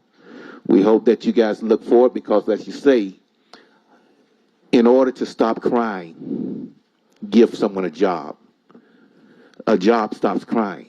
So this city is just not only for just the beautifulness of it, but to bring down crime, because it will be a situation where when your residents look at it, especially those local residents who actually lives in this area, that's able to participate in this building, they'll be able to look and say, I built that. And in that sense, it helps build generation. It helps families of men and women in this community to participate in their community with work in their community. So we're here to say that we pushing forward into building this project and building it with a responsible contractor who have shown that they are a part of the community and that's going to build within the community. Thank you. Thank you.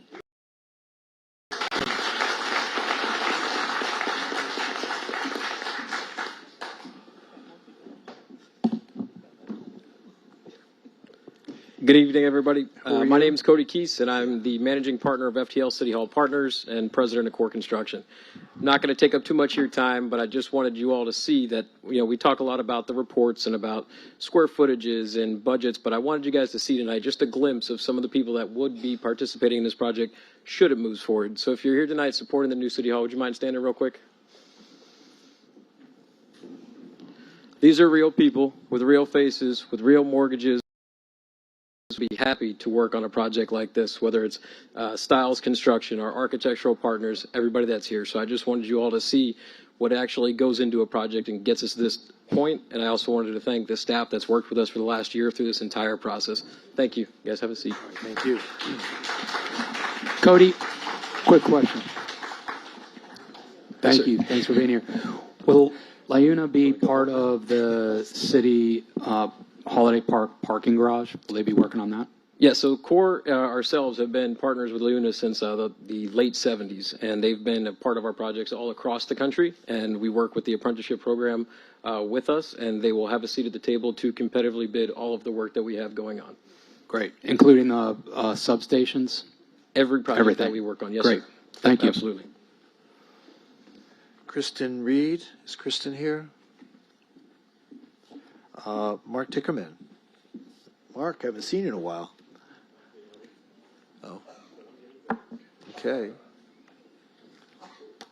My name is Mark Dickerman, community activist, City of Fort Lauderdale.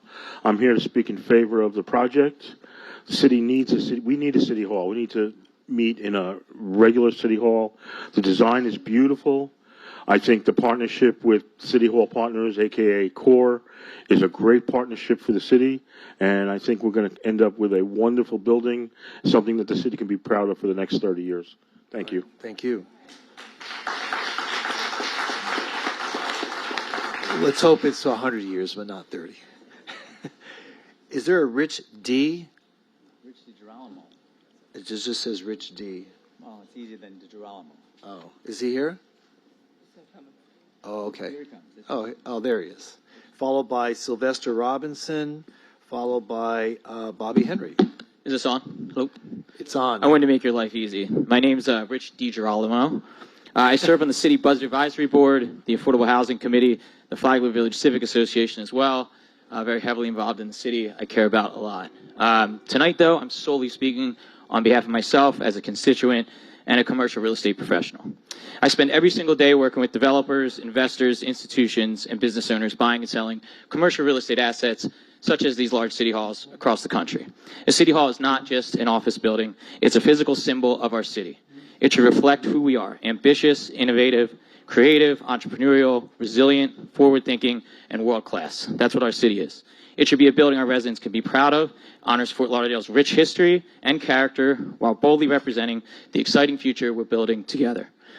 Next week, I'm closing a transaction with a developer who actually built the first large-scale office building conversion in my hometown of Philadelphia. Go Eagles! Back in the day, it was about 1,000 units, and they no longer do that. Last week, they just raised $700 million, and none of that is allowed to go towards office conversions. Once they did that one project, they basically said, hey, we're not doing these anymore. I asked them why, and they said they're messy, they're risky, they're too expensive, and they're heavily subsidized for a reason. So if a developer that helped pioneer one of the country's largest first-scale projects had decided not to, we need to ask ourselves why. City Hall is an extremely specialized building, as we all know. The people in this room know that. The city staff knows that. Unique security, technology, public assets, and operational requirements. Very, very unique. We have a once-in-a-lifetime opportunity here to build a new City Hall that honors Fort Lauderdale's history while serving the needs today and reflecting the city will become for the next 50-plus years. We shouldn't settle for adapting a building designed for a completely different purpose. We have the opportunity to create something worthy of our residents, our amazing city staff, and our city's future. If we don't buy these buildings, nobody will. There's no market for these buildings, just as plain as it is. Nobody else is buying this. The private market has cast their vote. I think we need to cast our vote accordingly. Thank you. Thank you. Sylvester Robinson. Is Sylvester here? Oh, there you are, sir. And followed by Bobby Henry, followed by Tina DeMarco. Good evening, everyone. Commissioners. I just wanted to speak in support of this project.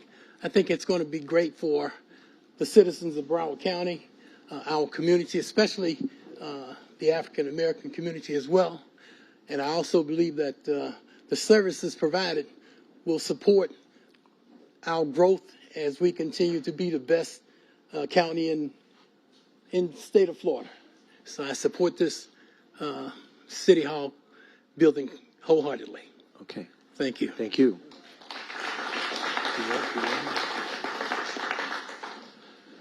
Bobby Henry.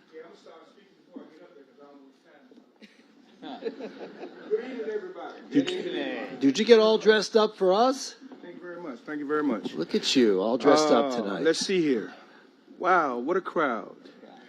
The diversity I like. It's very important that we have diversity. But what's much more important than that we respect diversity and not step on it.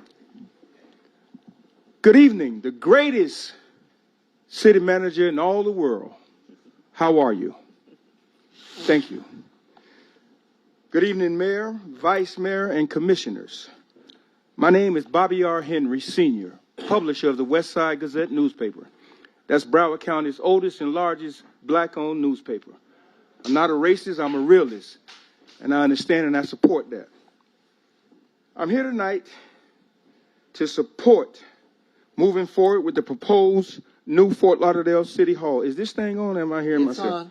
Okay, I talk that loud.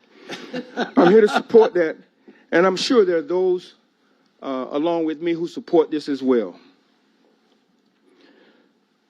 This decision is about much more than a building.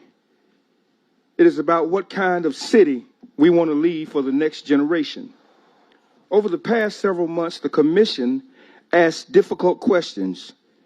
You requested independent appraisals. You directed staff to compare existing buildings. You asked for costs to be reduced.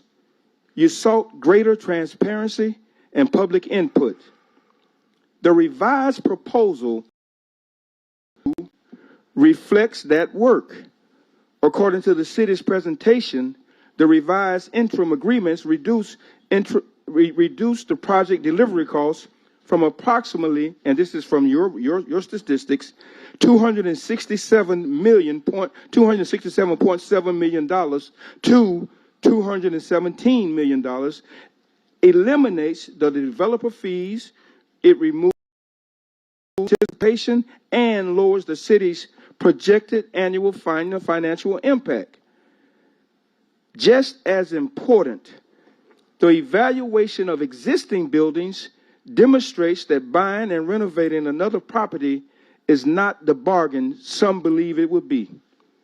Once acquisition and renovations costs are combined, each alternative approaches are and in some cases exceeds the cost of building a new city hall while still requiring significant code, ADA, resilience, and infrastructure upgrades, meaning that there's no need for us to try to retrofit an old building to fit our new needs.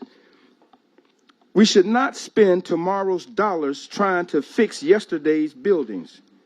Fort Lauderdale deserves a city hall that is welcoming, accessible, secure, resilient, efficient, and reflective of the city we are becoming. Those principles were established through months of community engagement, workshops, surveys, and recommendations from the Infrastructure Task Force. Hold tight here. Come on back here. Technology is something else. I kept adding to your time, Bobby, but can you Thank please you. conclude I your certainly remarks? appreciate that. Could you please conclude your remarks? I'm going to try my best to. Okay. As someone who has spent decades advocating for community involvement, I appreciate that this process has not been perfect. But I also recognize when heard that this commission asked for revisions and meaningful revisions were made. Every generation has an opportunity decision that will serve citizens for the next 50 years. This is one of those moments. This project is not just simply office spaces. It's about creating a civic home where every resident, regardless of race, neighborhood, income, or background, feels welcome and respected. It is about creating a place where government is accessible, transparent, and prepared for the future. We cannot continue to delay in the process while an opportunity to slip away. Leadership requires careful study, but it also requires the courage to decide. Tonight, I respectfully ask that this commission move this project forward. Let history record when Fort Lauderdale built for the future, its elected leaders chose vision over fear, preparation over postponement, and progress over paralysis. Our children and grandchildren will not remember every debate held in these chambers. They will remember the decisions that shaped the city they inherited. Let's give them a city worthy of Fort Lauderdale's future. Move this project forward. Thank you. Thank you.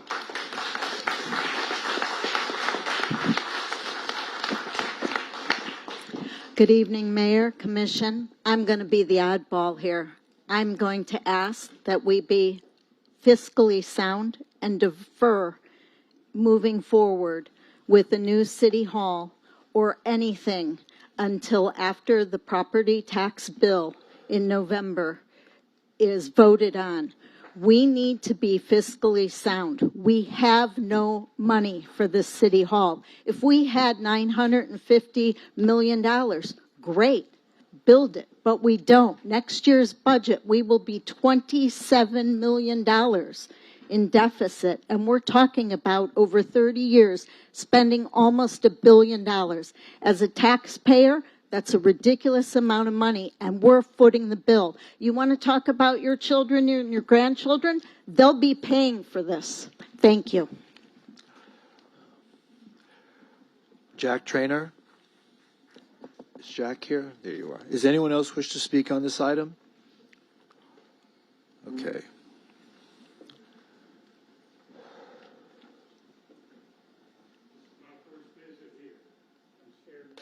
Take your time. Take your time.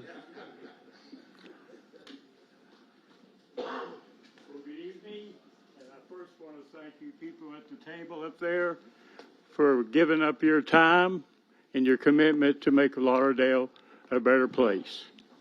My name is Jack Traynor. I'm a retired teacher at Fort Lauderdale High School and probably the best baseball coach in Florida.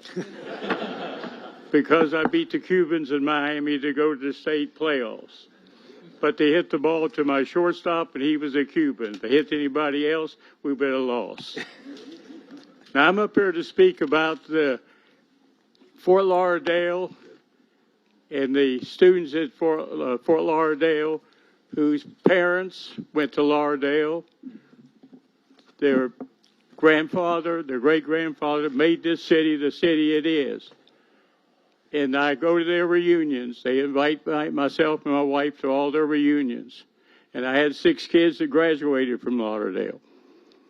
And I talk to them on Friday night when they all get together, and on Saturday night they have a dance and have a little dinner and all. Every student I talk to does not live in Fort Lauderdale because they cannot afford it. And I don't think with this city, if you want to go to the big city, go to Miami, go to West Palm Beach. We want to stay small. We want a budget, and come to the City Hall. The architect that drew that drawing went to high school with me in Huntington, West Virginia. He is not known as an architect. He is known for running across Parker Playhouse stage with nothing on. So that's what he's famous for. You can look up and see I won't give you his name. He's famous for. And so I don't think so can the you building please address is that the bad because he was a pretty good architect, knowing he came from West Virginia. And for any of you people who are on the board, if you know the words to, I'm supposed to stop? Okay. You're cutting me off? Well, please conclude your remarks. Okay. Give us a punchline. I came to Fort Lauderdale in '65, brought my wife with 5 children. I came here in March of '55 and fell in love with Lauderdale. I love it. My problem is I live on a house, the dirt's worth $800,000. My escrow went up doubled in the last 3 years because the guy 2 lots down from me paid $835,000 for his lot, and your property taxes went up, and so I'm penalized. Well, my flood insurance penalized. Is that your homestead? Pardon me? Is that your homestead?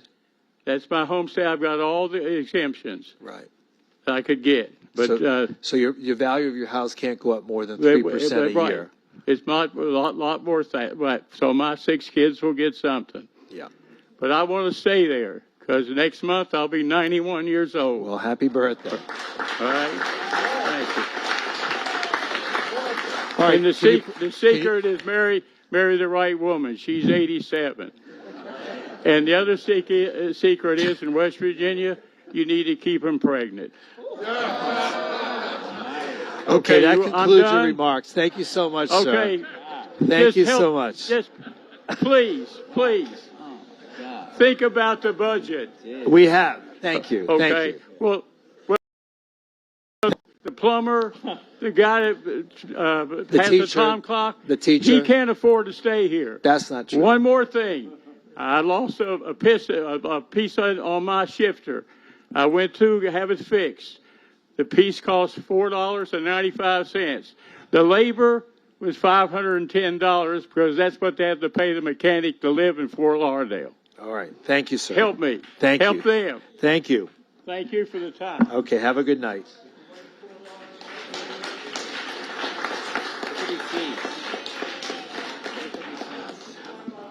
Okay. M9 has been, the motion's been made and seconded. Please call the roll. The motion has not been made and seconded. Someone please move M9. Yes, I think I did make the motion. I thought he did. I did. Who's second? Is there a second? I have to move and second. Yeah, second. Been moved and seconded. So, thank you. Mayor, before we take the vote, if I could ask, so are we choosing a design? I would rather not choose a design tonight because that's a whole different subject. Okay. All right. Okay, please call the roll. Commissioner Beasley Pittman. First, I want to say thank you to the teams, the finance department budget that went through and gave us a great presentation this afternoon, explaining and answering a lot of questions that made it easier for me to make this decision to say yes. Vice Mayor Sorensen. No. Commissioner Herbst. So this is very difficult. CORE has done a great job of trying to address many of the concerns that I've raised during this process, and I commend them for that. They've come back with what I think are some greatly improved design features, but and I'd like to support this. But if we're not choosing a design, if we're we're not choosing a design, Mayor, please praise me earlier, so I'll do the same thing to you. Okay, it goes both ways. So if we're not going to choose a design, then I have to vote no. I would like to support them. Why don't you vote yes, and then we can go to the next level? And Absolutely choose a design? not. Absolutely not. I need to know what I'm voting on tonight before I vote to approve an agreement. So no, this is not an agreement to agree later. This is an agreement to enter into the comprehensive agreement with them, and I simply can't do that. I've asked several times for us to choose one of the options, and without knowing which option it is, I can't approve it. So thank you. Okay, please proceed. Commissioner Glassman? I just want to counter that by saying the reason I don't think we have to choose the design this evening is this is just an interim agreement. Interim. This is not the comprehensive agreement. This is not the final agreement. We typically have between 3 and 12 months to work out all of those details, the design, every single penny, every single space, every single use in the building. We have that time now. So I want to reiterate again, I think we did a great job as a commission bringing the cost way down. I think this is a very fiscally prudent project. When you look at other cities in Broward County, again, if Oakland Park can build a new city hall, if Sunrise can build a new city hall, if Miami, down in Miami-Dade, can build a new city hall, if Pompano Beach can build a new city hall, then Fort Lauderdale can build a new city hall. So I vote yes. And Mayor Trentalis? Yes, and that's approved. Thank you.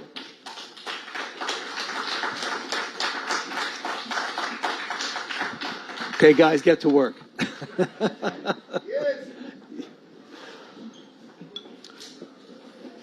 I think we're losing our audience. Okay, moving on to M10 appeal.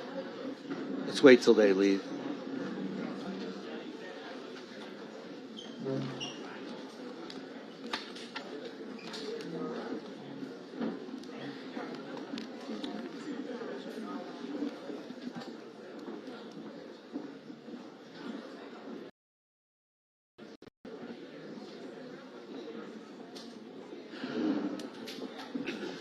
Okay, so we're moving on to M10. This is an appeal of the Chief Procurement Officer's denial of protest submitted by Communications International on the recommendation to award requests for proposals regarding radio communication system refresh, replacement, rebid, Motorola Solutions. City Manager.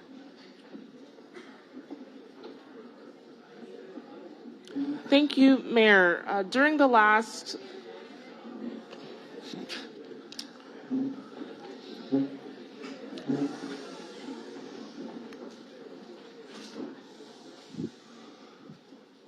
Please proceed. Thank you. So at the last City Commission meeting, I recommended that the City Commission reject all bids pursuant to this RFP process. Based on the discussion that ensued that evening in your absence, we are here today to discuss an appeal of the Chief Procurement Officer's denial of a protest submitted by one of the proposers, Communications International, Inc. I'm going to call forward our team, inclusive of our Chief Procurement Officer, to highlight some of the observations. All right, so Glenn, let's put this in a posture that we can all understand, okay? So an RFP went out to solicit proposals from vendors out there to replace our communication systems for our police and fire departments, and we received responses, and you and your staff, your committee, ranked different vendors, and you came back with a proposal to the commission. And I understand that, as the city manager said, she recommended a rejection of all bids so that we could come back because there was some concern about the review process. But Motorola has appealed that, and now we are being asked whether or not the appeal should go forward. Yeah, so it was actually... Did I summarize it okay? So CI, it was the one who appealed CI the recommendation appealed. for award to Motorola. Okay, so the award went to Motorola. So the recommendation. The recommendation for the entire system, for the infrastructure as well as the radios. That is correct. Okay, and Just to clarify, Mayor, it was an intent to award to Motorola. We never officially made a recommendation to the commission to award. okay, got it. So,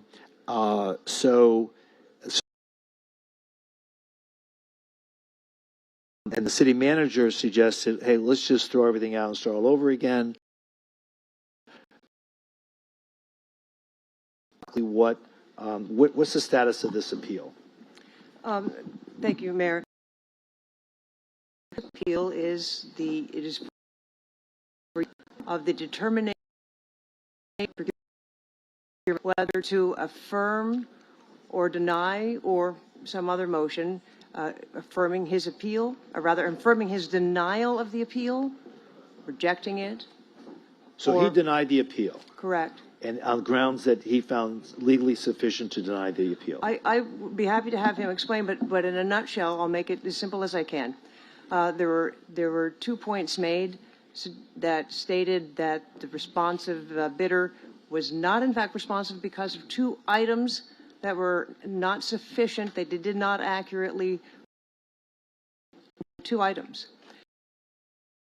Chief Procurement Officer's team and the consultant reviewed and determined that the opposite, that in fact they did not err and they were indeed responsive. Therefore, the Chief Procurement Officer denied that appeal. It is now before you for your consideration. And City Attorney, Mayor, just so I can clarify. Go ahead. Glenn denied the appeal of CI, Correct. right? Saying Correction. The protest. Sorry, the protest. The protest. The appeal is now before you. I denied the protest. Right. So there's a protest Yep. and there's an appeal. Yep. So that's just the nomenclature they use. Yep. So there was a protest by CI, and now there's which was denied by Glenn. by Glenn. Yep. Which is his prerogative. Yep. And now it's coming to the commission, the full commission, as an appeal of that denial. Yep. Great. And we have to make a decision tonight as to whether or not to accept the deny the appeal, or throw the whole thing out and start all over again. Well, your decision, your consideration based on the evidence that you've had Yeah. is to affirm Glenn's decision. Right. You may reject his decision, reverse it, or you could do something else, and that something else could be rejecting all bids. Right. Okay. Very good. All right. So a number of people. So Glenn, if you give us a chance to let these folks speak, and then we can make the commission can make their decision. So I'll name 3 in a row. Mark Stempler, followed by Raju, and followed by Danielle Sanabrid. Is Mark Stempler here? Oh, there's Mark. Try to keep it to a couple minutes if possible. You're here on behalf of Motorola? Yes, and I think I could do better than that. So I'm really here to respond if the commission is going to hear the protest appeal. I'll respond on behalf of Motorola. Well, we're here to get testimony as to what our and that. Right. What should we do tonight? What do you recommend the commission do tonight? Deny the appeal. Deny. Look, CI has raised a couple of issues that have been denied entirely by the city, issues that have been denied entirely by TUSA, the city's consultant, and which have been refuted by Motorola. We have filed responses to all of their post-protest correspondence that was outside of the protest period. And the issues that they've raised in their protests are simply without merit. It really boils down, as the city attorney said, to 2 of them. One has to do with whether Motorola met the RFP's requirements for whether their proposal required a waiver from the FCC in order to meet the compliance with the RFP. They needed this waiver from the FCC. They stated so in their proposal. contingent upon this, but it's been determined not only by the city, but by its consultant that for all of the proposers. So that's simply not a non-responsive issue. Motorola's RFP satisfied the requirements without fail. Then CI claimed that Motorola's on all infrastructure and end user equipment, but Motorola's RFP response, its proposal, clearly demonstrated that it had. Not only did Motorola's proposal include such a warranty, it exceeded the RFP. So, you know, we stand here tonight urging the Commission and this appeal to move forward with the we can start these critical communication services. Okay, thank you. Pratima.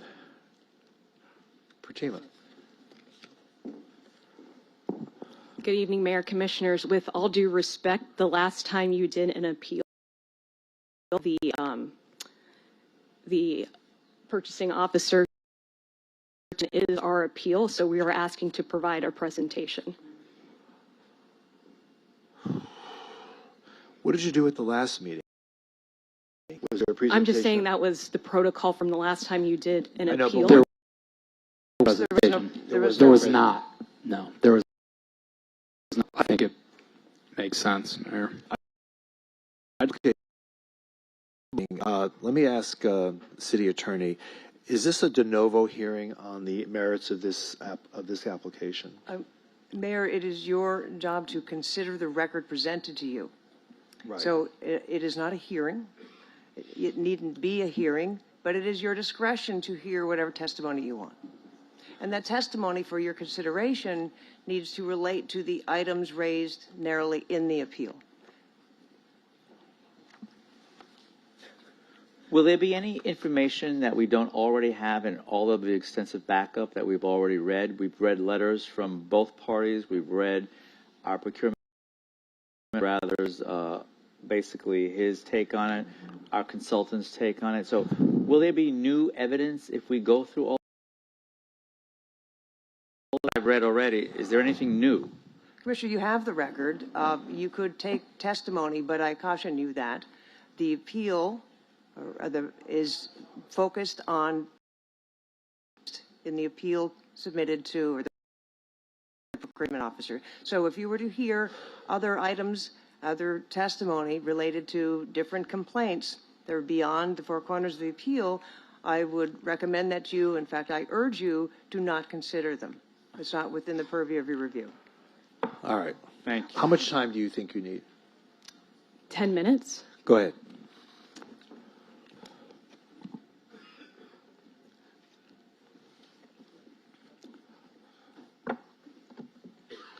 We're waiting for our slide to be posted.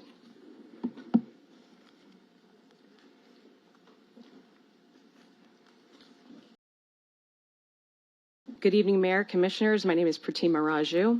I Rational, along with my colleague, took the time to speak with us and ask thoughtful questions about this appeal. Before Danielle addresses the merits, I would like to briefly answer two questions that came up since they provide important context for the record you're about to hear. Next slide.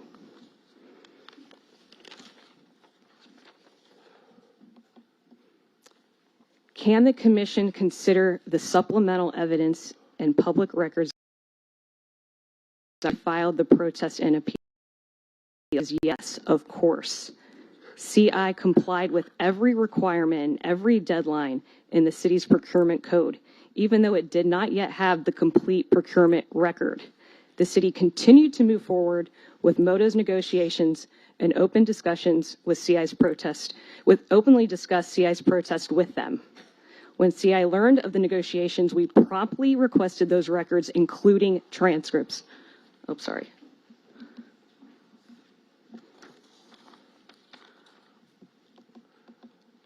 Including transcripts. Before producing those readily available records, the Chief Procurement Officer denied CI's protest. Respectfully, this commission cannot disregard evidence simply because the city produced it after our appeal was due. The city cannot now ask the commission to ignore or unsee the very record that resulted from your own process, especially when those records confirm the protest CI has maintained from day one. Moto provided a non-responsive proposal. Should be to decide on the complete record of your own process and timeline and your own materials. The next question, would CI have been selected if price was not considered? The answer is yes. 4 out of 5 committee members ranked us first on the technical merits, including police, including fire. But respectfully, that's not what this appeal decides. The question is whether the city may lawfully award a contract to a proposal that failed to comply with with your own mandatory requirements of the solicitation. I'm going to turn it over to Danielle.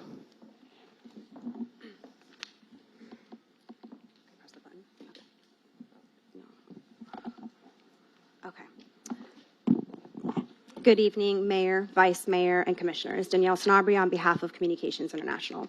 At the core, this appeal asks one simple question. Can the city knowingly award a public safety contract to a proposal that failed to comply with the mandatory requirements of its own solicitation? Respectfully, the answer is no. Okay, let's stop right there, and I'm stopping the clock. City Attorney, what does that mean? What did she just say? Can the city knowingly award a public? This is the question on appeal. Can the city knowingly award a public safety contract to a proposal that failed to comply with the mandatory requirements of its own solicitation? Mayor, that is not the question on appeal. That's their question. That is their question to you. Because, as the presentation is suggesting, there was information supplied to the Chief Procurement Officer post their submission of their appeal.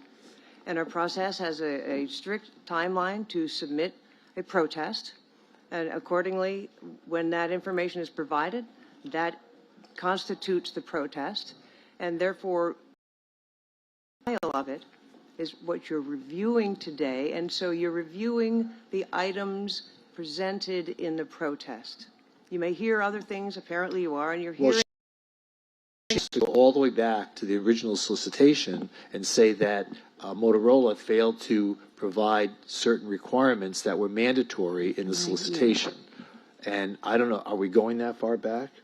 There are is that was the error that they are alleging that was meaning that was the problem with Motorola's build protest. In their opinion, they should have agreed with. So. Okay. So, City Attorney, I get into that. Oh, hold on. City Attorney, we should be considering, as we evaluate this, the appeal should be sustained. Chief Procurement Officer with a legal or procedural obligation in rendering his denial of their protest. Okay.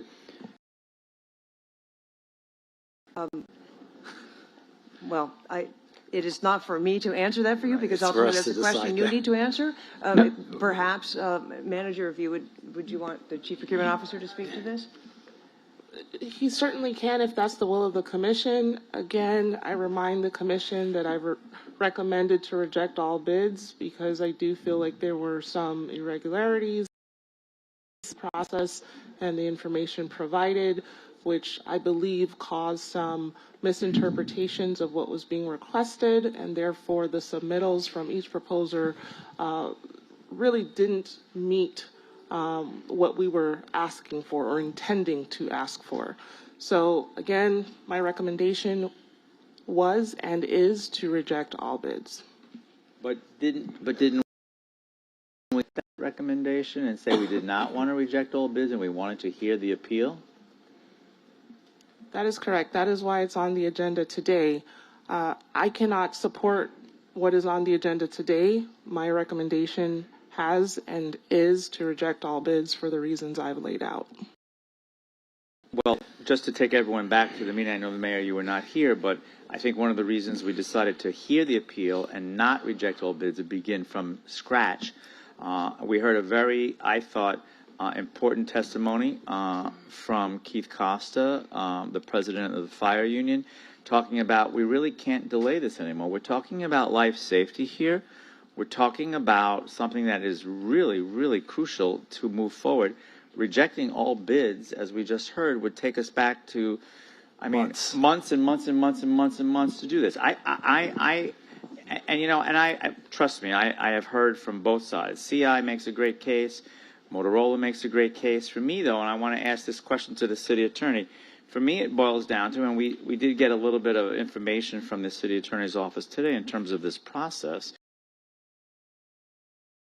It says from the city attorney, to prevail, CI's protest must prove fail to comply with obligation Motorola. Issues raised, non-responsive because one response was conditional if FCC approved. Number two, warranty did not meet requirements. Any evidence or legal argument presented that was not presented in CI's letter of protest should not be considered by the commission. But CI is saying that's not true. So that's where I'm stuck, because you're saying that if it was not presented in their letter of protest, you're saying that's not true. So help me figure this out. It is my opinion that you must remain focused on the four corners of the protest, and that you should not consider information that is provided or presented today or any other time that is beyond the four corners of the protest. Okay. May I ask a follow-up on that? So, I'm not a lawyer. I don't play one on TV. But if the city failed to turn over, how is it referred to, exculpatory information, isn't that usually a basis for an appeal in most types of cases? So if we had information in our possession that would have been relevant to their appeal, and they would have raised that in their appeal had it been provided timely by the city, we had an obligation to turn it over to them. We failed to turn it over to them. That's not accurate. Okay. There was not a problem with timeliness of information whatsoever. So let me revisit that, because I thought you requested information. The information wasn't provided until after the appeal was, until after the protest was already denied. Is that, I want to know if that's factually correct. That is factually correct. And also negotiations had not yet occurred, which the most egregious violations happened there. And those violations are not the basis of our proposal, of our protest. Our protest has always maintained that Motorola submitted a non-compliant proposal. Okay. And my question before you is a question that applies to the city commission at all times. The city commission cannot legally award a contract that is not responsive to the requirements and is not lawful. And I actually, quite frankly, did not even need to file a protest. Once the city knowingly came upon those deficiencies, it has an obligation to find that proposal non-responsive. All right, so it's my understanding. Hang on, if I can continue that question. Go ahead. If I may, Mayor, thank you. So, speak to those Clearly, issues, it please. is their argument that they did not meet a standard, and their position that it is therefore not legal. Okay. That is not our position. That is certainly not my position. Understood. So, but if I understand the process, so there was a protest to the bid award. They raised certain arguments in that protest. The argument was that Glenn should have tossed out the bids because it was non-responsive. He determined that it was responsive. They're appealing that conclusion that Glenn reached. Correct. Okay, and is that not the question that they just raised there? If we go back and look at that slide? No, because should it have been awarded in the first place? In order to get there, you would have to determine that he inappropriately made the award or recommendation of award. But I'm just want to go back to the slide that they put up there. That the question we have to ask is: was the city obligated? Thank you. Can the city knowingly award a public safety contract that fails to meet a mandatory requirement of its solicitation? Our procurement department is effectively saying, yes, we can do that. No, well, they're saying is that it did not meet the mandatory requirement. Right. That they did, in fact, meet the requirements. This is an argument that they are making. It's not fact. Okay. Respectfully, if you let me do my presentation, the transcripts confirm. Right. You can. I'm happy to let you address that. Right now, I just want to understand I want to understand the advice from my attorney. So you're saying the dispute is not, so you're saying that the city's position is that we did not knowingly award a contract that failed to comply with the mandatory requirements of the solicitation. Correct. That was That's the the conclusion determination of that- our chief procurement officer. Right. And so then if I understand this correctly, then you're saying that in your perspective, they are appealing his conclusion. Yes. They're appealing Okay. his conclusion. They're appealing his conclusion. Okay. Right. Exactly. Okay. I just want to make sure I understand then that, there's because certain- that seems to me like what we're talking about. And you're saying, okay, so I think we're getting into a matter of semantics here. Can the city knowingly award a public safety contract? And you're saying we didn't knowingly award Correct. a public safety contract. So the question is, should we have known? That's sort of their argument. The question would be, is it? Is it right? Not, should we have known? That assumes that it was. Okay, good, fair point, thank you. Okay. Did we knowingly award a contract? And do we agree it did not meet the mandatory requirements of the solicitation? So isn't that the essence of the question that we're trying to get to? Yes, and your chief procurement officer and his consultants said that it did in fact, the items. So in our review, is it to determine if that conclusion that Wait.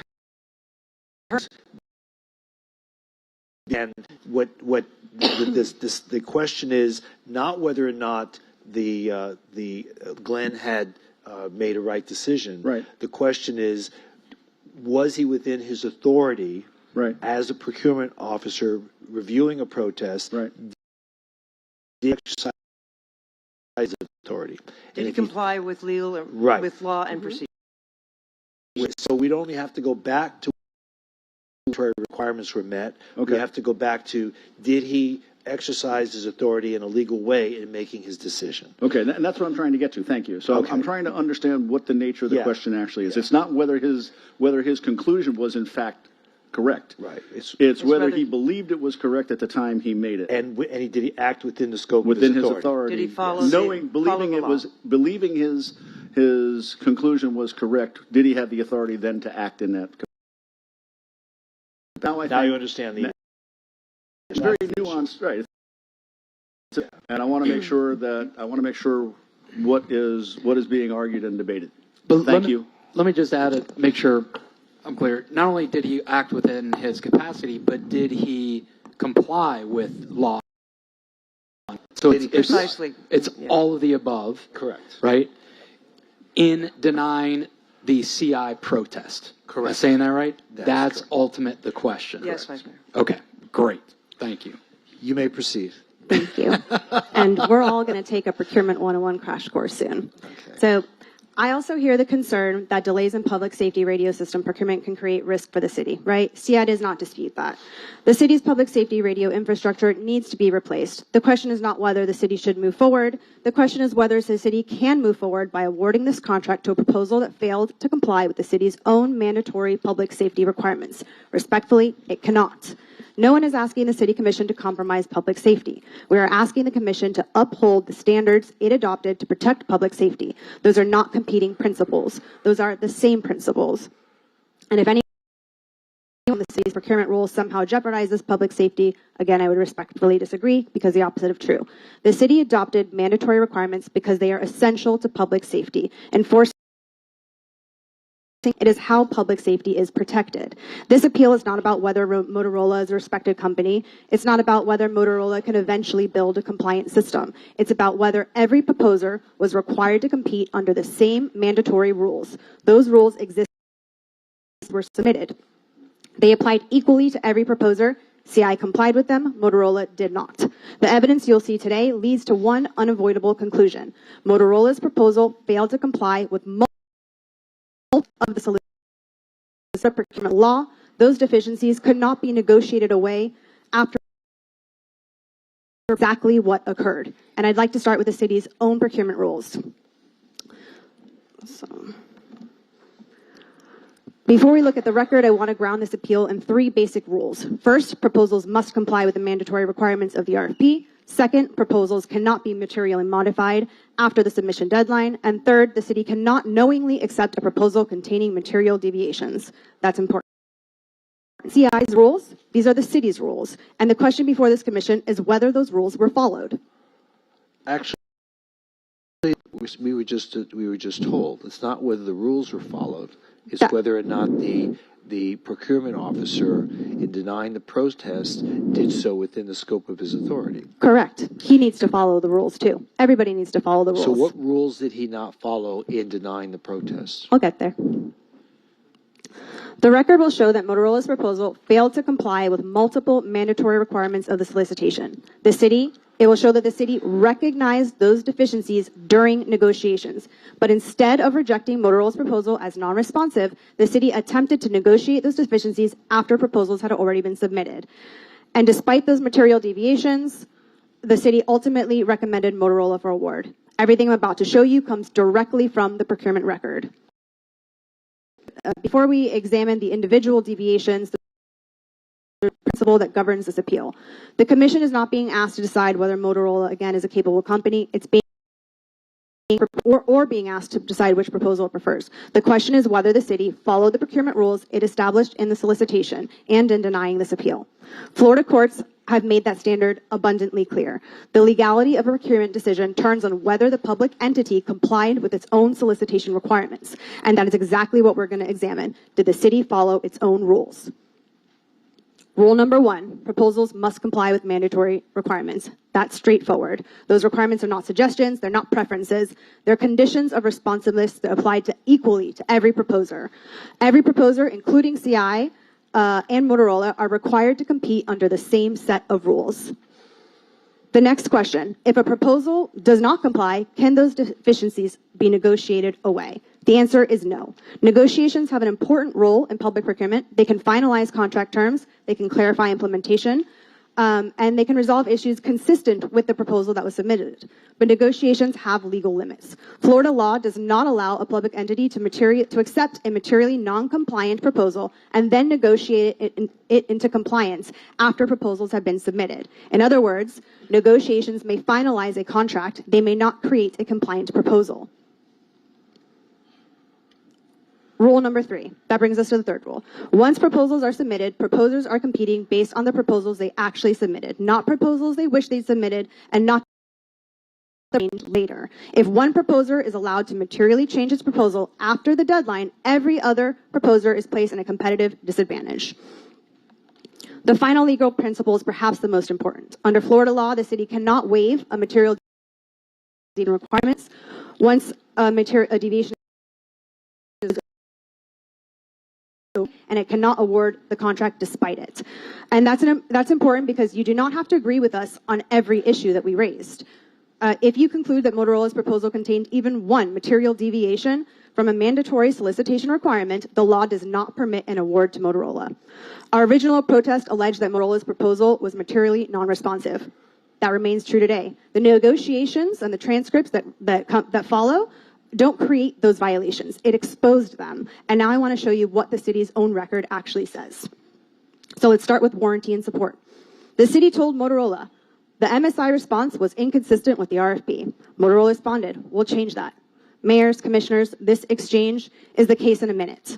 The issue is not what happened during negotiations. The issue is what Motorola submitted. If Motorola had to change its proposal to comply, then it did not comply when submitted. The negotiations didn't create that. They revealed that the city recognized it. The same pattern repeats across multiple requirement after requirement. This is the old one. So on project timeline, the city said Motorola's response was inconsistent with the RFP and Motorola. On parts availability, the city said Motorola's response RFP. The word again matters. This was no longer isolated. Motorola responded, we'll review this and get back to you. Acceptance testing. Sorry. Are you coming to the end of your time? Are you pretty much summarize your position? I don't think so, Mayor. If you would allow the remainder of the presentation, I think How much more time do you need? Can I have 6 minutes? How much? 6 minutes. Thank you. Just to let you know. Okay. Sorry, I'll skip forward to. Sorry. So these violations show a repeated pattern. It shows that the city knowingly accepted and allowed Motorola the opportunity to bring its proposal into compliance. Get to parts. Okay. So the issue becomes even more significant here because this is the first time that you hear directly from your chief procurement officer. The city's consultant tells Motorola, you're not doing physical plant modifications. This is a Motorola requirement. Then the chief procurement officer says, it should have already been included. Motorola responds, understood, Glenn. That statement matters. The chief procurement officer is not asking Motorola for something new. He's saying this requirement should have already been included in Motorola's proposal. That means Motorola's proposal omitted something the city believed the RFP required. It's not ambiguity. And that omission matters because plant modifications has obvious cost implications. If these costs should have been included in Motorola's proposal, but were not, then Motorola's price was not being evaluated on the same basis as every other proposer. And that goes directly to materiality. It affects scope, it affects price, it affects the fairness of competition. And again, that's not my interpretation. That's the chief procurement officer's own words. The same official who later denied CAA's protest acknowledged during negotiations that Motorola's proposal should have included the requirement from the beginning. That is why, commissioners, you must consider the negotiation transcripts. They do not create a new issue. They show that the city itself understood Motorola's proposal was missing mandatory requirements when submitted. Okay, so hold on, I have a question. So, Mayor, if you can just pause the time for a moment. So, City Attorney, what I'm seeing here discussions post intent to award to Motorola. Am I saying that right? These are transcripts from negotiations. These are not legal questions, and perhaps your chief procurement officer might want to answer some of these for you. Okay, sure. Glenn, do you want me to come up? Yeah, just let Glenn come up. So, Glenn, am I capturing the timing of this correct? These are communications to award to Motorola? It's during negotiations. It is during negotiations, post intent to award, not can be protested and should not be brought in front of the commission. What you're seeing here in front of you is a lot of persuasive arguments in order for us to get the best Motorola. But CI is trying to go ahead and they're trying to limit our authority. And I can tell you, Commissioner, you take that away from us, we're not going to be able to negotiate any further city contracts from this point forward. So I think that they're trying to establish new precedent. And I can assure you that if we move forward with anything else but awarding to Motorola, it's going to be extremely difficult to negotiate any future contracts, even if it's with CI. They're going to do the same thing as we're seeing right now. And so, again, I can not implore you or the commission enough to understand the basis of what's going on here after the protest. Your procurement ordinance does not allow what's happening right now and being presented in front of the commission, yet they know this and they're still doing it. It's a consistent pattern that's been done. Even after the protest was filed, they continue to target, they continue to make further arguments, understanding the fact that their first two arguments within the four corners of the protest was not sustained. I denied it, so they continue to try additional arguments to see what sticks. That's what you have in front of you. So, Glenn, just to follow up with the Vice Mayor, so an award was made to Motorola, correct? That's the recommendation. That is the recommendation. Recommendation, okay. And that included the pricing as well, correct? It did, and Right. now they're trying to even remove that criteria. Well, let me just finish. So what they showed us on the screen was that their company came in number one before pricing. Now, does pricing skew the ranking that much? The pricing was, I believe it was 30%. Right. So it's all encompassing. Now they cannot argue. No, I'm just asking you in general. The screen they showed us was that in 4 out of the 5 categories they came in number 1, and then but that was before the pricing part of the ranking. So but once pricing was you're saying that Motorola came in number 1, correct? That is correct. Okay, and that's your ranking, and the committee decided that Motorola was number 1. They protested that, and yet you still continued negotiating with come into compliance with the RFP, or was that to try to still get a better deal for the city? Do you understand my question? Just one thing. The city does have a presentation that we can provide after. I understand, but it's and it outlines exactly what was put in Motorola's presentation compared to that their proposal was aligned with the RFP requirements. As the was aligned. Was aligned. Okay. We have our technical expert here as well, who did the initial review of their proposal response, who can also clarify anything that submission that was provided.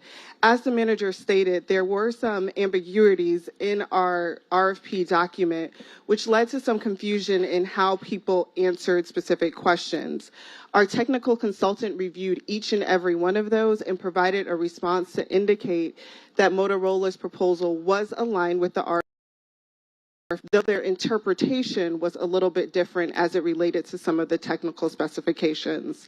And so if you would like, I understand that the proposer is providing some information related to the negotiation session, but really this protest is about the proposal that was submitted and the alignment with the RFP requirements. Well, that was their protest. Right. Right. But you and Glenn, your committee made the determination that there was alignment and that the mandatory requirements were fulfilled at the time of the award. That is correct. Okay. So their question that they're trying to resurrect that question and saying that the mandatory requirements were not met by Motorola and therefore they should not have been given that award. But from your interpretation, they were met, and that's why the protest was denied. From the interpretation of the evaluation committee, as well as our technical consultant who reviewed the proposal response, that was the final conclusion that was made.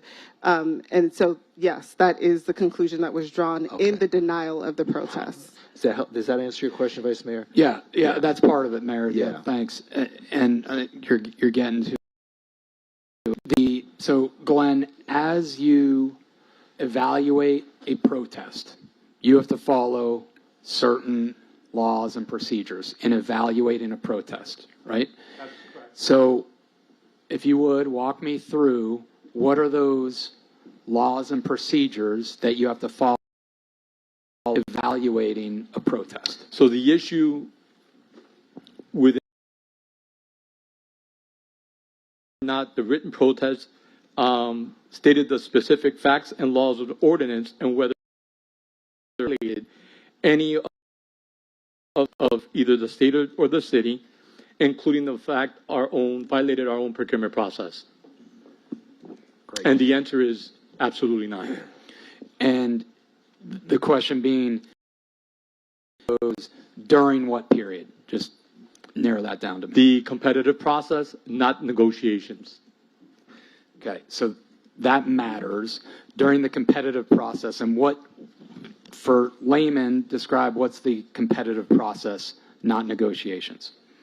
So from the time of issuance of the solicitation all the way through proposals received by the city,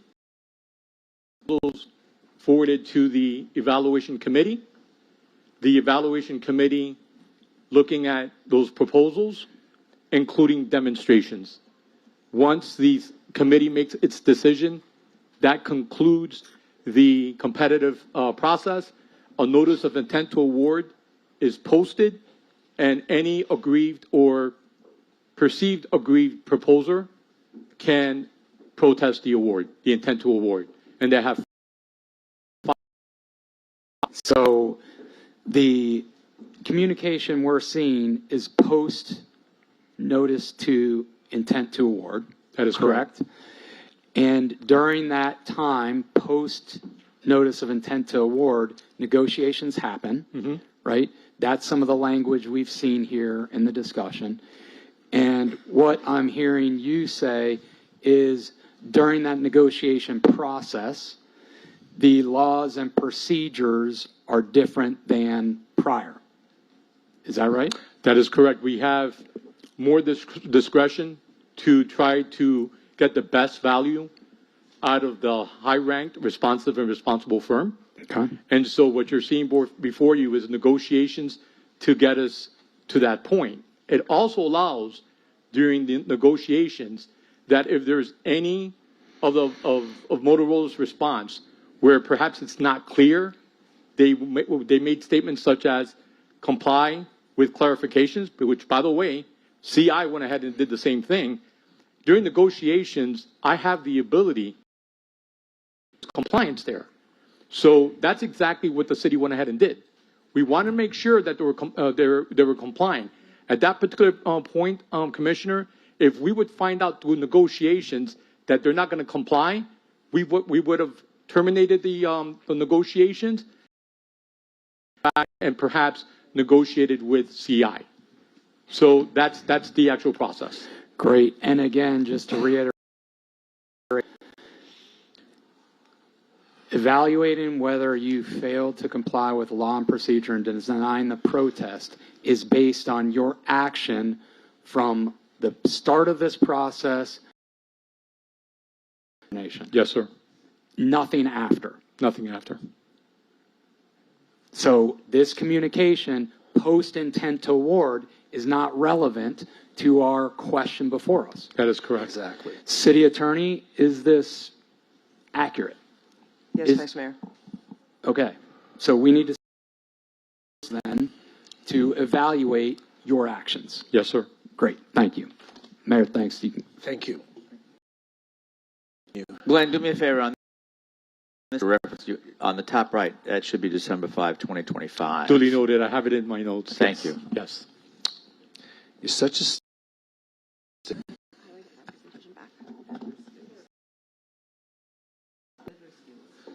editor skills, yes. The teacher.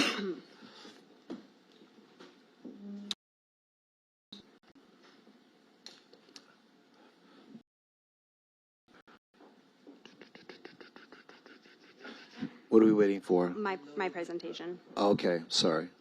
I stopped the clock just so that you. Thank you. I saw time tick down though.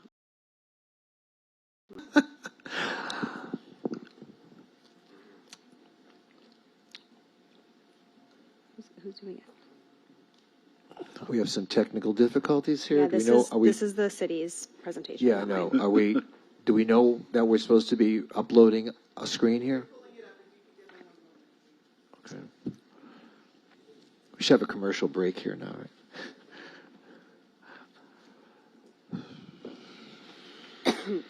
Okay. I'll click through from here. Thank you. A new logo. We've had it for about a month now. Maybe. Get around the city once in a while. Yeah, maybe I should. Yeah. Sorry. You've been around the block more than I'm telling I you, have. I sure have. Let me tell you. You have to read the LT.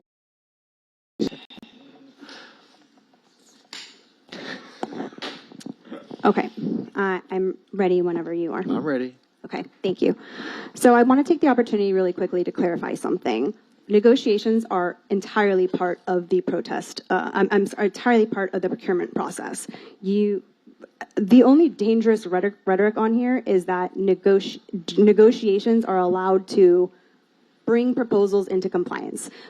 Negotiations are intended. A good negotiation will add additional value, get you a better price. They do not bring proposals into compliance. That is against the law. But they said that they had already been in compliance with the mandatory requirements in response to the RFP, even before the protest was filed.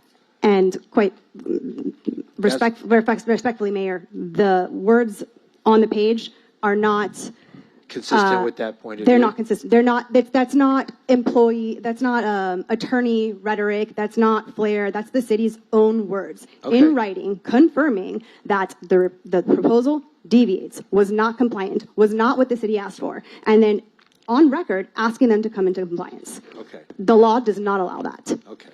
So this system configuration is probably the most significant issue in the procurement because this is not just a technical deviation. This is capacity. And in a public safety radio system, capacity matters most when the system is under stress. So capacity determines how many simultaneous communications the system can handle when police, fire, EMS, mutual aid, and emergency responses are all operating at the same time. The city understood that.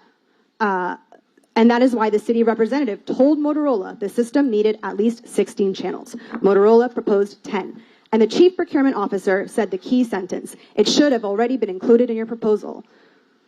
That sentence matters. The city was not asking Motorola for additional value. The city was saying this was part of the system Motorola should have proposed from the beginning. A 10-channel system is not the same product as a 16-channel system. It's not the same capacity. It's not the same price. It's not the same safety performance. CI and other proposers had to price the system the RFP required when proposals were due. Motorola submitted a smaller configuration, received the benefit of a lower evaluated price, and then was given the opportunity after proposals were open to decide what it could add, revise, or absorb.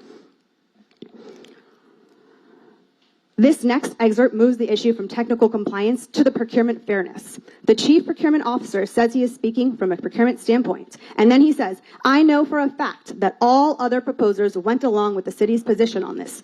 Again, this isn't ambiguity in language. He continues, each and every proposer that responded to this had agreed to the city's position and the system configuration aspect. That is a critical admission. He was, again, not ambiguity. According to the city's own chief procurement officer, every other proposer followed what the city was asking for. Motorola did not. That is an unequal playing field. Every other proposer had to price the city's required system when proposals were due. Motorola did not. Was that a mandatory requirement? Absolutely. Okay. This is one of the most important excerpts in the entire record. The chief procurement officer says, "The protester is going to get a copy of these negotiations." Then he says, "They're going to play this in front of the commissioners." And what did he know CI would point out? He knew CI would point out that the city's intent was 16 channels. He knew CI would point out that the city had moved forward with something lesser than what it expected. And he knew CI would point out he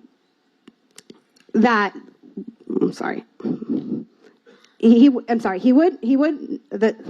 point out that the city had moved forward with something lesser than what it expected. And he knew CI would point out that CI had provided what he called an optimal solution for, and I quote, "everything we asked for." That is not CI's hindsight. That is the chief procurement officer during negotiations identifying the very problem now before you, the very problem that we identified in our protest. Okay. That concludes your comments. Does it? I've given you a lot of time, and you needed to pace yourself. But I think we got the point. Okay. All right. Thank you. Joe Carpenter's part of your group.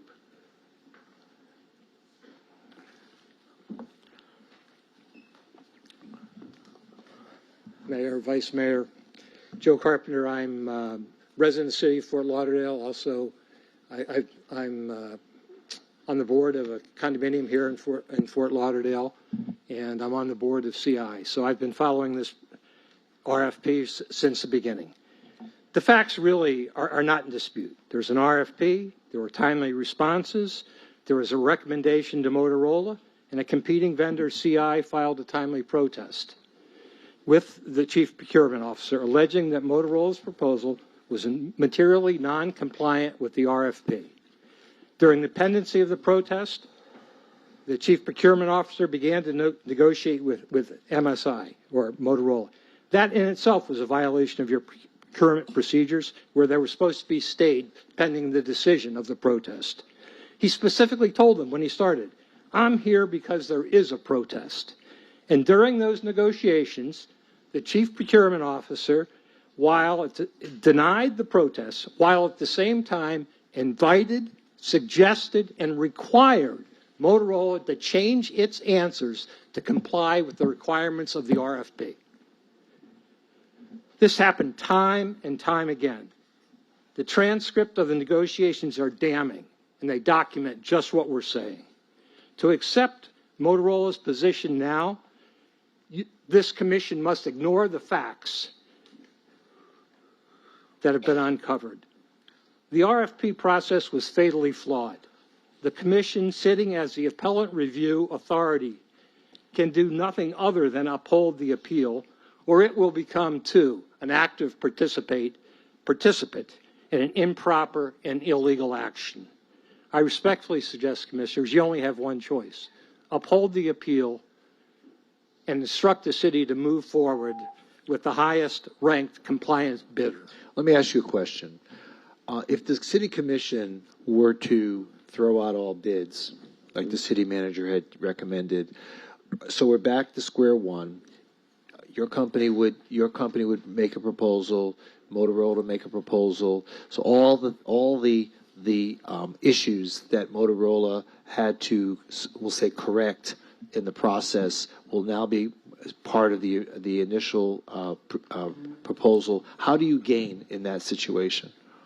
I think if you look at what the city manager responded early on in this whole process, I think it was 2 meetings ago, what she said was she was going to recommend to reject all, and because of the issues that had arisen in the interpretation of the RFP and the competing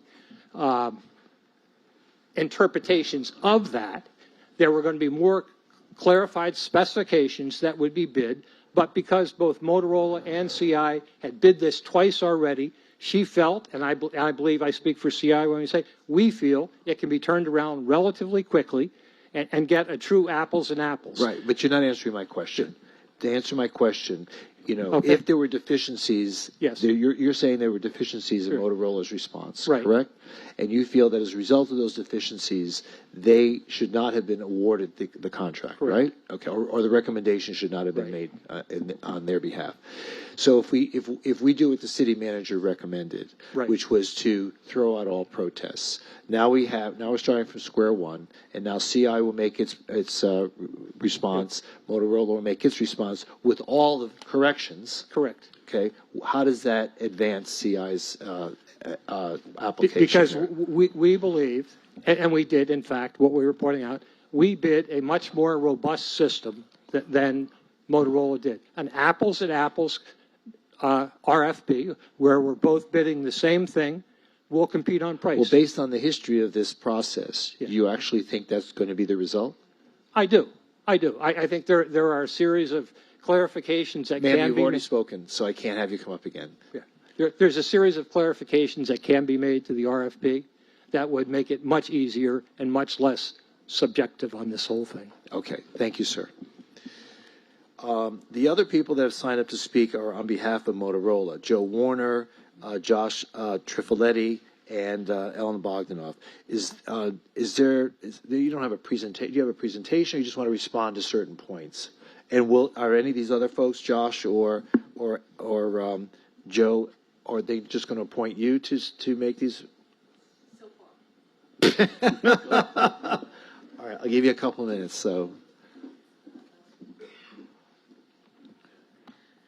Mayor, Commissioners, thank you. Ellen Bogdanoff from Motorola. I just want to clarify a couple of things, and then Mark Stempler's actually here as the attorney who responded to the protest, and he may need to come up if you have any questions.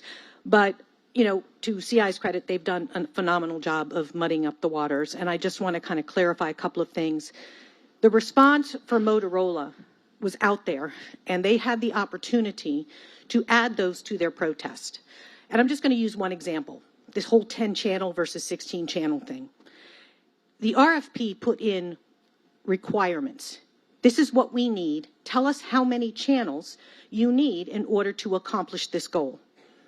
They said 10. Your consultant, who is your expert, who I probably would suggest you call up, said that is in compliance. CI decided, well, we're going to do 16. That also complies. Doesn't mean the 10 didn't comply. And with all due respect, what happened in the negotiations, which should not even be considered, is what we call in sales puffing. And to Glenn's credit, he extracted another $3.5 million. So if I'm in negotiations and I say to you, wow, you complied with everything. You did everything to the letter of the law, but I want more. I'm going to look at you and say, no. What he did is he kind of used language that they took advantage of because he wanted to extract more from Motorola. Okay, so and he your did.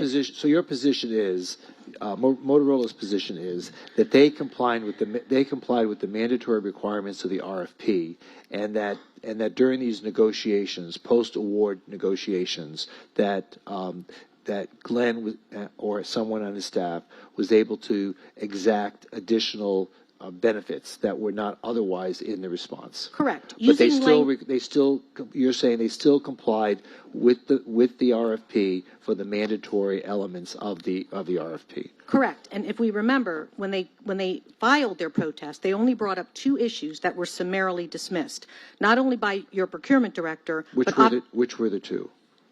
The 2 were. Glenn, I'm going to ask you to come up because they kept It's adding. okay. All right. Glenn, do you recall? One response was conditional if FCC approved, and also warranty did not meet requirements. The warranty requirements, and then the actual system, the actual range of the system are the 2 issues that were brought forth, and they were both denied. I did not act in a vacuum, Mayor.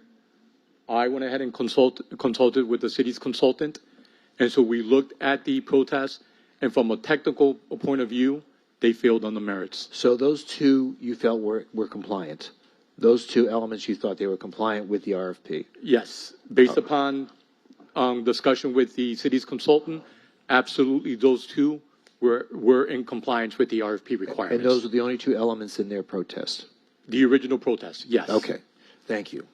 Okay. Glenn, while you're up here, I apologize for interrupting. I need this clarified. Is it true that other than pricing that CI received 4 out of 5 first place votes? Was it simply the pricing that changed the award? Commissioner, I would have to go back to do that analysis. What I can say is that Motorola was recommended by the EC, and your public safety officials ranked Motorola number 1. So I think you would have to take that into account in consideration. But doing the analysis that they did, of course, they're going to do an analysis that's going to favor, their position. But they're actually now almost rewriting the RFP requirement and criteria. So now what they're doing is they're acting arbitrarily and capricious. Now, if I would have done that, I would have been in violation of law. But now they're coming before you using persuasive arguments, which I did during negotiations. Now they're saying that wasn't allowed, but yet now they're doing some of the same thing to convince you otherwise. Thus, I do concur with Ellen. They're muddying up the waters. And so I implore the commission that you should not listen to some of the things that they're raising, because once again, it's outside the 4 corners of the original protest. Okay. Thank you. Thank you. All right. Are you kind of finished? I think we got it all. If you need, Mark Stempler's here if you have any of the legal issues. If we have that any were other brought up. questions, okay, let's leave it up to the commission now. No one else has signed up to speak. We need to move on. So, commission, what's your pleasure? What would you like to do? So right now the posture again is to whether or not to allow the appeal of the denial of the protest. You understand that? Appeal of the denial of the protest. That's what we're asked to consider. And the basis upon which this appeal rests is whether or not the denial of the protest exceeded the authority of the procurement officer in his denial of the protest. Did he go outside the bounds of his authority in the basis of his denial of the protest? So, does that make sense? Shall I? What's that? So I think that there are infirmities in the process. And I don't ascribe any ill intent to any of the parties. I think Motorola is a great company. I think CI is a great company, and I think Glenn did his best to get the best deal for the city. So again, not casting aspersions to anybody involved in this process.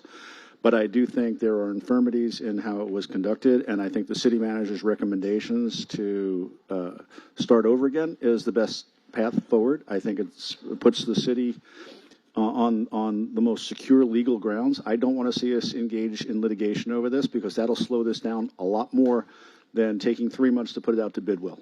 We can do this very quickly. We already have all the specs. We're not starting from scratch. This isn't going to be months and months and months and months and months. It'll be 3 months. Start to finish, we could do this by the time we get back from summer break. So I really think that the best posture and the safest posture for the city is to go with the city manager's recommendation. We reject all bids, put it back out there. We know who's going to respond. They've already put their responses together. It's no work for them to do this. And, something was brought up earlier by Yvette. We talked about how there was some confusion in the RFP. So part of my consulting practice is working with companies responding to RFPs with the federal government. And we have pre-bid conferences. And the reason for pre-bid conferences is to clarify ambiguity. That's why we do it that way. So any questions that any respondent has is clarified in the pre-bid conference and the FAQs that get put out. That's the purpose of that. So I don't think we should get to the point where we're clarifying ambiguity after award. So I think the safest posture for the city is to reject all bids, and that would be my motion. Okay. Is there a second to that motion? Okay, no well, second yet. Okay. I'll have a question before Yes, Pam. making that. We're going through this process. What's going to be different with what's being presented? That's the point. Both teams know exactly what's put in that RFP. So what's going to be different this time that's going to make a change in the results? That's what I asked the CI representative. I said, even if we go back, where is that going to put us all? We're just going to go back. Everyone knows what the other party has submitted. Each side has now presented their best offer. Unless CI is going to say, okay, I can give 26 channels. I don't know how that works. All I know is that I don't know how far ahead that gets us, or how far ahead the applicants get us, because they're just going to resubmit the same offer. Well, I think, Mayor, if I may, I think it gives us an opportunity to clarify those ambiguities and confusing details, like do we need a shed? How many channels do we actually need as a minimum requirement for the submittal? If there was any issues that apparently were not clear to the bidders, a rebid is an opportunity to put out a document that everybody understands, so we don't find ourselves going through this a third time. Well, actually, is this the third or fourth? I just have to. I think I have to disagree with that approach. And again, at the last city commission meeting, the commission rejected that approach. That is why this is in front of us tonight, because we said at the last meeting that we did not want to reject all bids and start all over. That's what we said as a commission. Again, why do we always have this pattern where we make a decision and then all of a sudden we have amnesia and we forget and we go back and we change our mind? And let's just be consistent. All right, so do you have a motion? So if I may, though, I'd like to answer that, because I think that's a very good point, because I think we did it without benefit of this presentation. Had we gone through this presentation, we may not have come to that same conclusion. I would disagree. Did you meet with? I met multiple times with both parties. I have had all of this information for over a month. You haven't had that information for over a month? I have, but it's a lot more powerful to see the presentation, hear the back and forth, have an opportunity to have this dialogue, and by the way, in front of the public, in a transparent manner, not a one-on-one conversation that I have with them behind closed doors. Well, I think it's create that drama in my head just by reading the information, so I've done that already. I think it's important that the public gets to hear this as well. This is a very important decision. It's a major contract, and I think the public has a right to hear how we're making these decisions. All right. Would someone like to provide another motion? There was a motion made, didn't get a second. Does someone want what kind of motion? Now we have, the question is, this is an appeal of the Chief Procurement Officer's denial of the protest. So someone like to make a motion whether or not to deny the appeal or accept the appeal? Well, again, this is a difficult one. First of all, I want to commend both parties. You guys are all experts. If I had my way, I would split the baby and I'll let one party do the infrastructure and one party do the equipment. But that obviously is not going to happen. No. But That being said, both parties, and I agree with what Commissioner Beasley Pittman is saying. What would be different if we threw out everything and started Okay, all so over? let's move this thing along. Okay, I am going to move this thing Okay, along. okay. Calm down. So what I really feel like I want to say is, considering all of the record evidence, everything we've read, everything we've heard, everything we've seen, I just believe that the commission needs to affirm the chief procurement officer's decision and deny the protest. That's exactly what I Deny would the think. appeal. Deny the appeal. Right, Correct. okay, all right. Is there a second to that? Second. Okay, it's been moved and seconded, all right. So, Here we go. so the item here before us now is to deny the appeal of the chief procurement officer's denial of protest. Any further questions that or again. comments? Repeat that. Okay. So the motion that has now been seconded is to deny the appeal of the chief procurement officer's denial of the protest. May I rephrase that for you, Mayor? Yes, you rephrase that for me. I believe, and Commissioner Glassman, I believe what you are saying is that you wanted to affirm your chief procurement officer's denial of the appeal. Is that your motion? Yes, that's what I said. Thank you. It is what I said, isn't it? Yeah, but, Yes. either way, it's not, the chief procurement officer didn't have the appeal, he had the protest.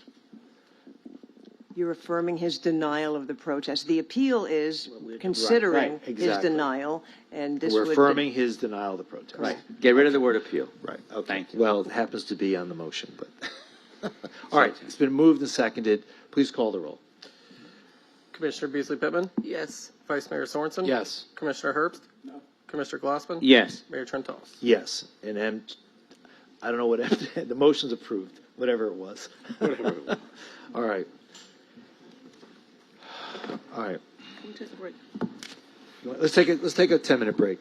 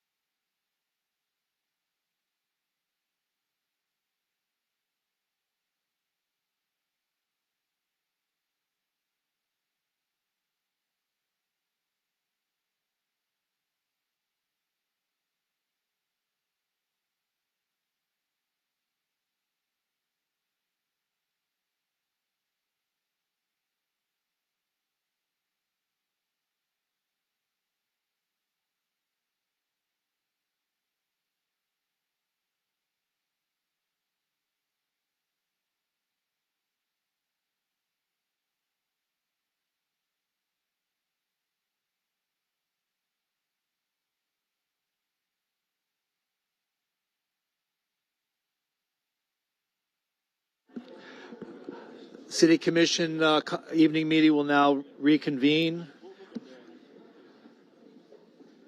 R1, appointment of board and committee members. Mr. Clerk, could you please? Where's the clerk?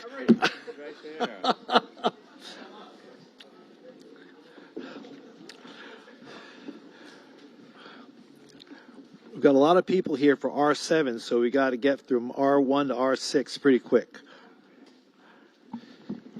Thank you, Mayor. For tonight's resolution, we have for the Affordable Housing Advisory Committee, Chantel Jerome, nominated by Commissioner Herbst. Aviation Advisory Board, Kelly Gordon, nominated by Commissioner Beasley Pittman.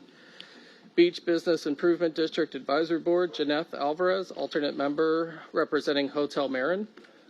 Fire Rescue Facilities Bond Issue Blue Ribbon Committee, John Hooper, nominated by Mayor Trentalis. Homeless Advisory Committee, Robin Martin, nominated by Vice Mayor Sorensen. Raymond Detman, nominated by Vice Mayor Sorensen. Parks, Recreation, and Beaches Board, Joy Oglesby, nominated by Commissioner Beasley Pittman. And Sustainability Advisory Board, Susie Bailey, nominated by Mayor Trentalis. And our office sent out an email last night with regards to adding an additional name for the Central City Redevelopment Advisory Board, Charlene Gunn, nominated by Commissioner Glassman, if we could add that to the resolution. And that's it. Okay, any other additions or modifications to those nominations? Okay, there being none, would someone like to introduce the resolution? Yes. Resolution's been introduced. Please call the roll. And that's as amended? As amended. As amended. Thank you. A resolution of the City Commission of the City of Fort Lauderdale, Florida, appointing or nominating, if applicable, board and committee members as set forth in the exhibit attached here to, made a part hereof. Commissioner Beasley Pittman? Yes. Vice Mayor Sorensen? Yes. Commissioner Herbst? Yes. Commissioner Glassman? Yes. Mayor Trentalis? Yes, and those board and committee members are now approved, and I want to thank them for their commitment to our community and for the betterment of the city of Fort Lauderdale. Moving on to R2, resolution approving a landscape maintenance memorandum of agreement for State Road 845 and the Florida Department of Transportation for landscape improvements. Would someone like to introduce the resolution? Introduced. Introduced. No one has signed up to speak. Any questions? Please call the roll. A resolution of the City Commission of the City of Fort Lauderdale, Florida, approving and authorizing the execution of a Florida Department of Transportation District 4 Landscape Maintenance Memorandum of Agreement between the City of Fort Lauderdale and the Florida Department of Transportation for the installation and maintenance of landscape improvements within the right-of-way of State Road 845 and an assumption of liability and hold harmless agreement between the City of Fort Lauderdale, Florida and Gala Home LLC and providing for an effective date. Commissioner Beasley Pittman? Yes. Vice Mayor Sorensen? Yes. Commissioner Herbst? Commissioner Glassman? Yes. Mayor Trentalis? Yes, and that item is now approved.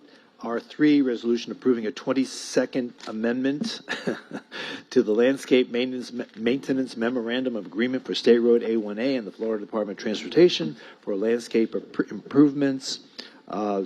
Someone like to introduce the resolution? Introduced. It's been introduced. No one has signed up to speak. Anyone have any questions? Mr. Clerk, please call the roll. A resolution of the City Commission of the City of Fort Lauderdale, Florida, approving and authorizing execution of amendment number 22 to the Florida Department of Transportation District 4 Landscape Inclusive Maintenance Memorandum of Agreement between the City of Fort Lauderdale, Florida and the Florida Department of Transportation for the installation and maintenance of landscape improvements within the right-of-way of State Road A1A and an assumption of liability and hold harmless agreement between the City of Fort Lauderdale, Florida and Broward County, Florida, and providing for an effective date. Commissioner Beasley Pittman? Yes. Vice Mayor Sorensen? Yes. Commissioner Herbst? Yes. Commissioner Glassman? Yes. Mayor Trentalis? Yes, and R3 is now approved. R4, resolution authorizing the issuance of stormwater utility system special assessment revenue bonds, not to exceed $333 million. Okay, no one has signed up to speak. Anyone have any questions? I know bond counsel are here. If you have any questions, there being no questions, would someone like to introduce the resolution? Resolution has been introduced. Please call the roll.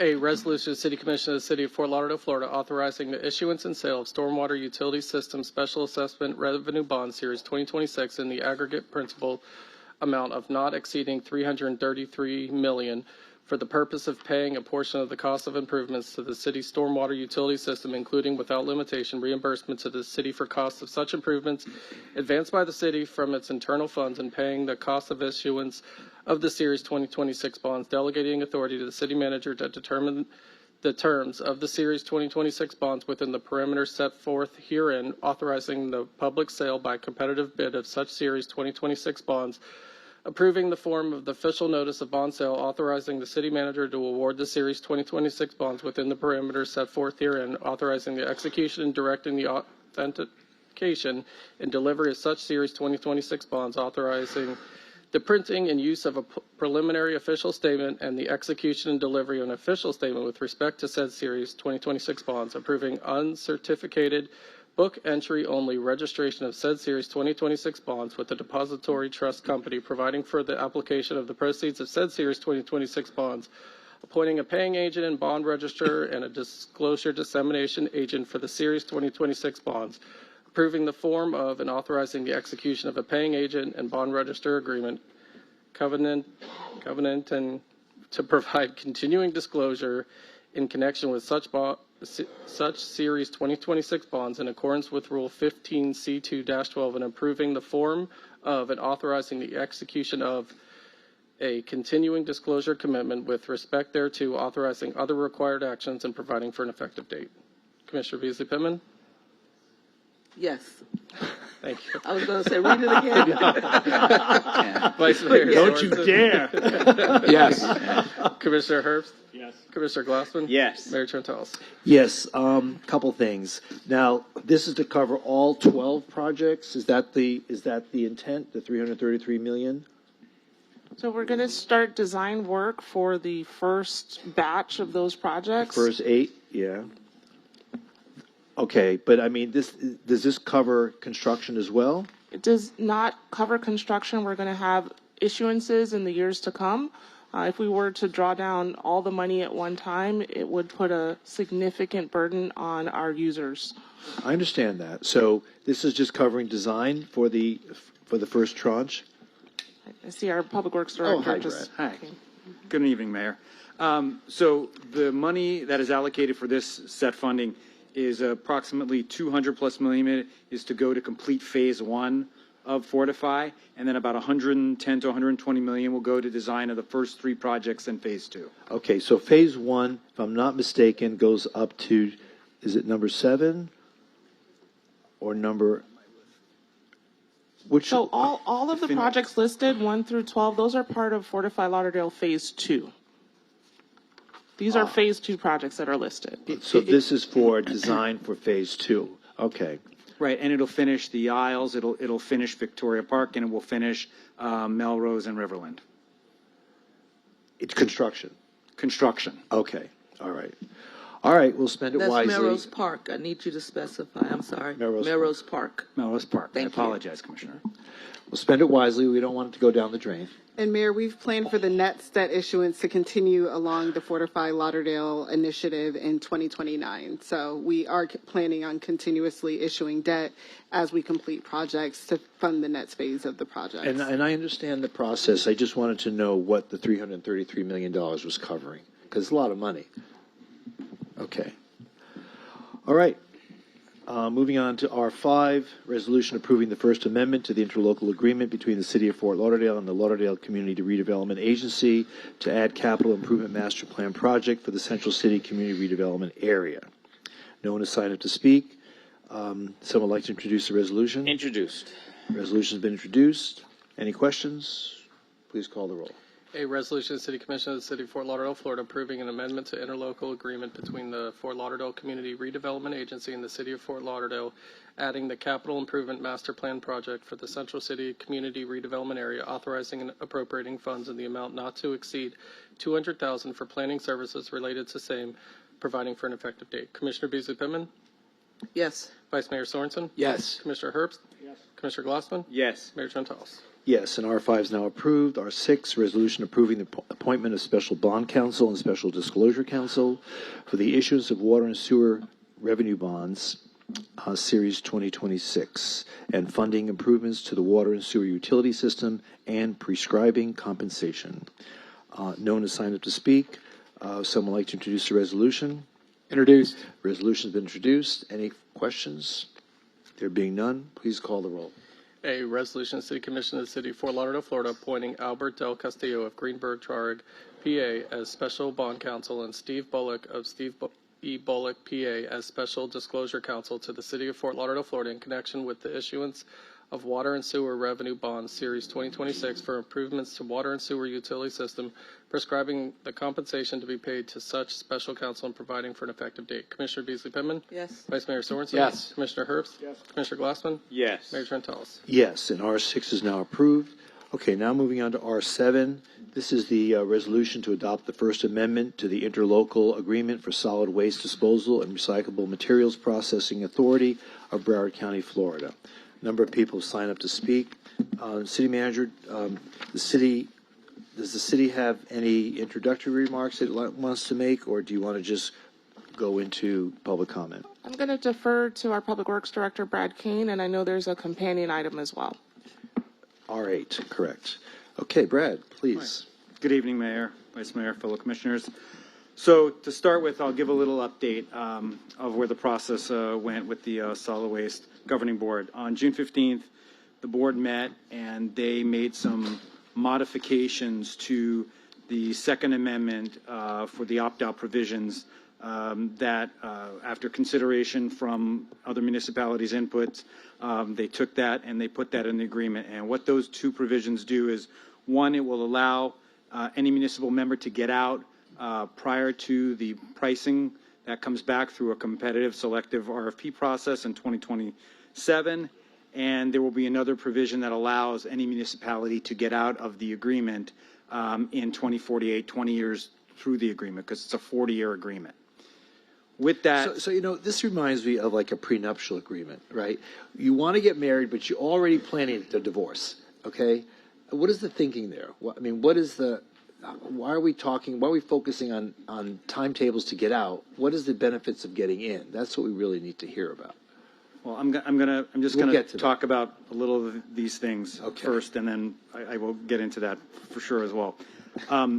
So to clarify, also, in order for the Second Amendment, and that's relating to R8 tonight, to be in effect, all members who are of the SWO who've passed the Facilities Amendment, and I believe it's approximately 20 cities at this point, but I have staff from SWA that can correct me or update me because it does change quite frequently, have to pass the Second Amendment in order for those provisions and opt-outs to be eligible for any of the members. If any city who has passed the SWA Facilities Amendment and then that does not pass the Second Amendment, it dies. And what that means is then any municipality who has passed this Facilities Amendment will be in that agreement for 40 years. I think it's just an important thing to understand when we're talking about moving forward. But those provisions, with all of the cities passing it at 100%, we have an ability to opt out once the pricing comes in next year. Staff can evaluate it and see if we like the pricing on the different waste streams and recycling, and then we can make a decision if we want to, go forward or not. So do we have to make the decision as to whether or not to participate before or after the Second Amendment is voted on? That's a very interesting question. So the two items tonight, one is to pass the Facilities Amendment and go forward, and the second item, R8, has to do with the Second Amendment, which also needs to be passed, and obviously we wanted the cities passing it, but to be transparent, August 14th is the deadline. So if all of the other cities do not pass the Second Amendment and we sign on to the agreement, and perhaps any time after that happens, one city for whatever reason doesn't pass it, we are locked into this agreement for 40 years irrespective. So, Mayor, so an option that we can prevail ourselves of if we want is to say we will support, be in favor of the First Amendment on the condition that the Second Amendment passes unanimously. Okay. Thus, if it doesn't pass unanimously, we can opt out. In other words, we are not part of the SWA in agreement with the First Amendment. Is that option being given to us? I think it's a legal question, and we would have to kind of work through that between the SWA and the City Attorney's Office. I'm not sure exactly how that proviso would work.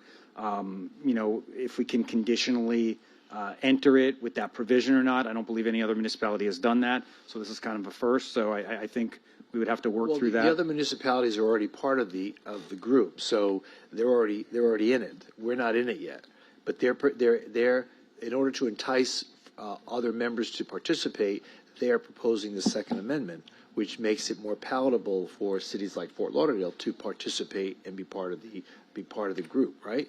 So right, but some cities that do pass it at this point that have passed it, they have not passed it with any proviso like that. They've just passed it. Well, because because the Second Amendment hadn't been invented yet. It's just now coming up. Correct. Exactly, Mayor. Exactly. And a lot of the cities who have already passed the First Amendment might not feel as strongly as we do about having the opt-out post-RFP. Right? And so it could further entice other cities who may be on the fence like us to say, hey, now that there's a Second Amendment with a opt-out provision, we might consider it, and or those other cities might do exactly what we're suggesting, which is conditional approval of the first, dependent on passage of the second. Mayor, could I offer some historical background on this? Please. So commissions through my 20 years here have repeatedly passed things with conditional approval.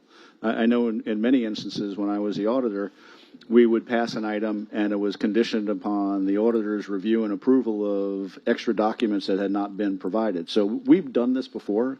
So there is past practice of this, and I agree with the Vice Mayor.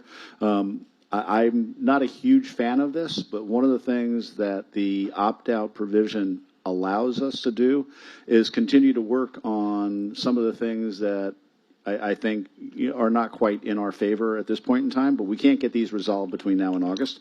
But there are certain things that I would like to see in the future agreement, and that's a guaranteed seat on the executive committee and some things like that. But there's no way we can get those things resolved in the time frame that we have for this, and I don't want it to die for that issue. So, I trust that whoever is sitting up there for the next year will be able to get those provisions put in there. We could amend the bylaws, do whatever we need to do to come up with an agreement that better suits the needs of Fort Lauderdale. But it gives us time to do that if we approve this on a conditional level. If we don't have if all the cities don't approve, as the Vice Mayor was saying, that Second Amendment, it's the Second Amendment that has the opt-out. Exactly, that's what I'm saying. So I completely concur that we need to make our approval tonight, if we so decide to go in that direction, conditional upon the Second Amendment being adopted by all the cities. Otherwise, I think it fails for us. Okay. Agree. And just one additional point, Mayor, to Commissioner Herb's point, is if we do that, if the Second Amendment passes, we can opt out post-RFP for any reason we want. Within a year. Within a year. Once RFP comes back. Right. Yeah, exactly. So it doesn't have to be price determinative is why we opt out. To Commissioner Herb's point, it could be because we haven't secured a permanent seat, or it could be any host of other issues as we decide. Okay. All right. That's good to know. All right. Continue. No, so just going back to a couple of the points you made, the being part of the SWA offers a lot of benefits because there are pricing that they get on a most favored nations provision for different disposal streams of waste. Firstly, for solid waste, because obviously we're in the interlocal agreement now with the county, so we will get really good pricing on disposal. And some of our, as we did in our comparison, some of the pricing we're getting on our own disposal systems are very similar. So we'd like to obviously see what their recycling processing numbers are going to come in. So there's benefits to that, and being partners with all the other cities. They provide education for recycling and things like that as well. So there are some positive benefits to being in the SWA. Okay. Do you have any further? That's okay. So let us now hear from the public, and of course, I'm going to want to hear from our commissioners first. So, Commissioner Beamfer. Well, that I don't know. Who is the chair? Oh, Chair, take a seat. No, go ahead. Okay, this is Mayor Michael Ryan from Sunrise. Mayor, Vice Mayor, Commissioners, first of all, Do you thank swear you. to tell the truth, the whole no? Whole truth and nothing but the truth. I want to begin on behalf of my colleagues, municipal colleagues, and thank you for the CLE on procurement. We learned a lot tonight, and once again, Fort Lauderdale has led and allowed us to maybe avert some of the shoals. I stand here as mayor, of course, and as chair, but most importantly, as your colleague on the governing board of the Solid Waste Authority. And it's ironic that I stand here tonight because it was over 10 years ago that it was Sunrise in Fort Lauderdale that took on the county when the RRB was collapsing. We made the decision together, 1 and 2, to take on the county to protect the assets, and we filed suit. Commissioner Herbst was our auditor in that process.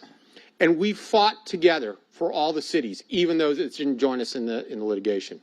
And today we stand here with the opportunity, a once-in-a-generation opportunity, to correct decisions that occurred 50 years ago, and 40 years ago, and 30 years ago, that we were not part of, that destined us to this environmental and economic crisis that we face in trash. We have the ability to do what the county said we could not do, and that was to work together as cities to govern ourselves. To the credit of the county, they have stepped aside.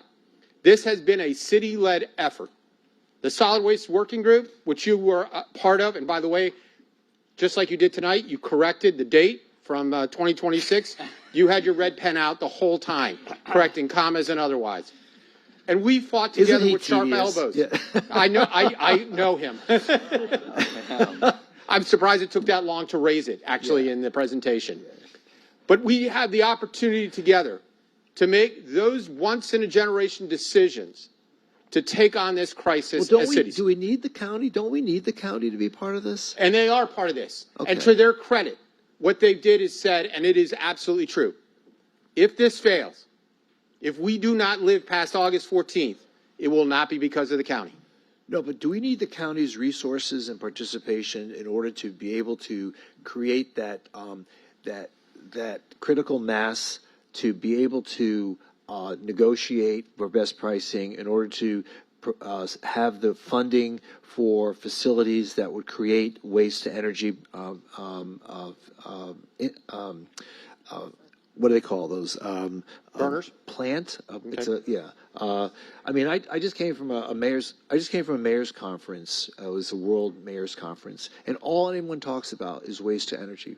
And how all these different countries are so far ahead of us in the technology and making this a reality.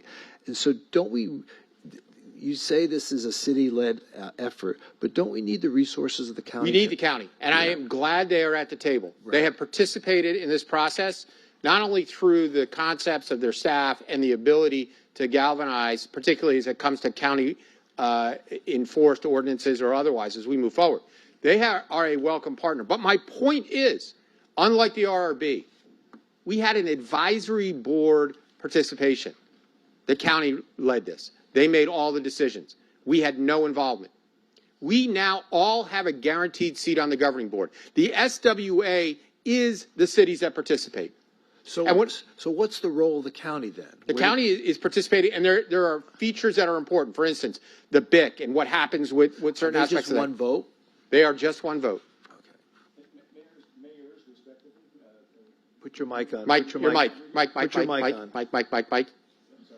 So our collective mayors. So one of the things that I recall from my past here, sadly, is that it's the county that actually has responsibility under the state for solid waste disposal facilities. So I believe they have to be a part of this, don't they? They have to be, but they don't have the responsibility for disposal. They have a responsibility to provide the opportunity for disposal. Right. That's so, all so they they have do. to create. They have to create basically waste planning. They do waste management, recycling, all that reporting that they have to do. The municipalities handle daily residential garbage collection. So that's why I think that partnership matters, right? It does. It absolutely matters, and it matters in the sense that when the county says that the option for cities is the SWA, they have met their obligation. And I put that in context because for cities who do not participate, they face the risk, as was said by Mr. Kane, of not only not having most favored nation, but not even participating in the disposal options that we will be taking. And I want to be really clear, and we've talked to other cities about this. There is finite capacity at waste to energy. There's finite capacity at the landfill. For those who do not participate, they are going to be faced potentially with finding their own disposal. And that's fine. But for the cities that do participate, as you know, and you've been participating, the focus is, and Commissioner Herbst understands this, on a most favored nation to make sure that we are managing our own environmental and economic destiny as the cities together. And so the first time, unlike the RRB, we all have a vote. And I want to just address two issues.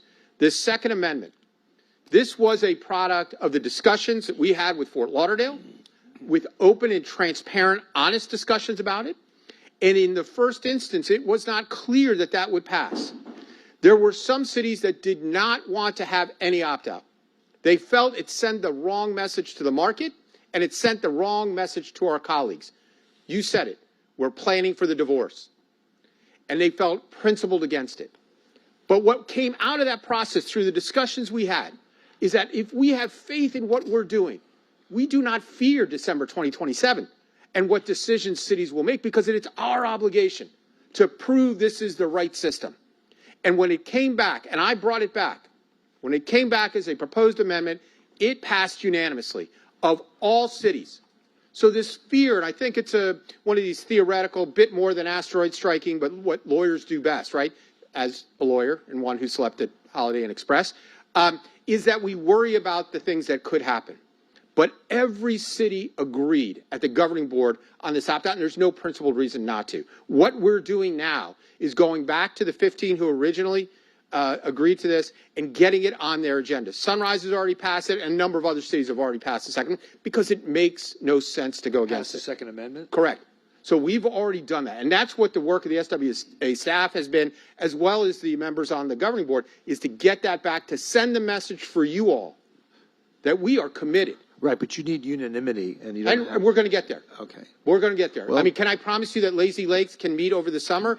I can't promise you that. But are they signers? Yes, they have, and they are working to put the Second Amendment on, because let me make it clear, they understand the importance of what the message has been sent, and they will do it. And the second part is Commissioner Herbst said, we have the opportunities, because we are the cities, we are the governing board, to address any of the issues between now and December of 2027.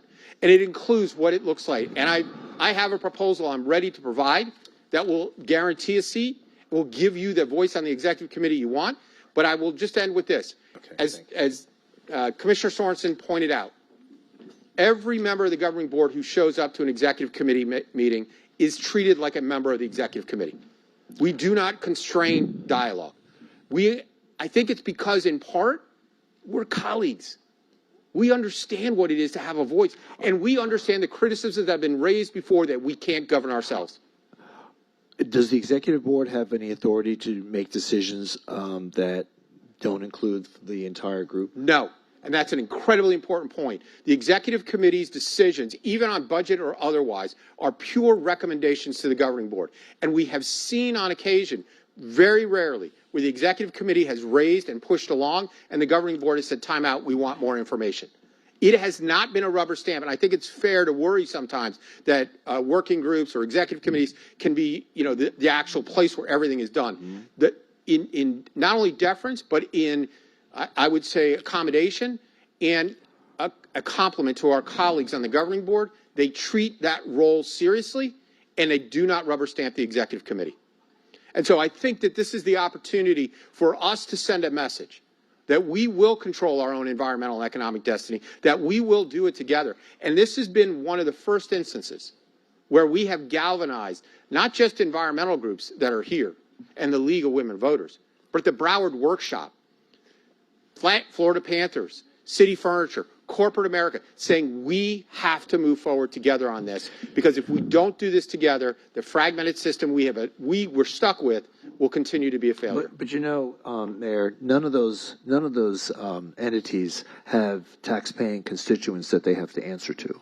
We do. You do. Of course. Do, right? Of course. So and we have to make sure that we're going to get the biggest bang for the buck. Agreed. In terms of what we charge our ratepayers. So it's great that all these business groups are going rah, rah, rah, please pull this together and make it happen.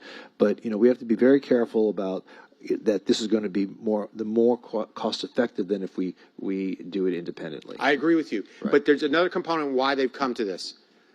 We are running out of space. And at the point at which we do not have disposal options, we will be held over the barrel by the market. We have already seen those market forces that drive pricing. We lived through that through the RRB and the post-RRB. And there are players out there that are chirping in the ears of elected officials to say, don't get behind this. Don't get behind this. Because they own disposal facilities. Because they are worried about their ox being gored. Because they know when we put our tonnage together and we work together, we will get the best pricing and we will not be held over the barrel, because once we control tonnage and time, the market forces have to bend to our desires, not us bending to the market forces. And so I implore you to give this thought, to not only pass this tonight, but to continue in your leadership. From the seagrass to the sawgrass, we have been taking this on, and we've been doing it for 15 years together. You can commit that to song. I know you.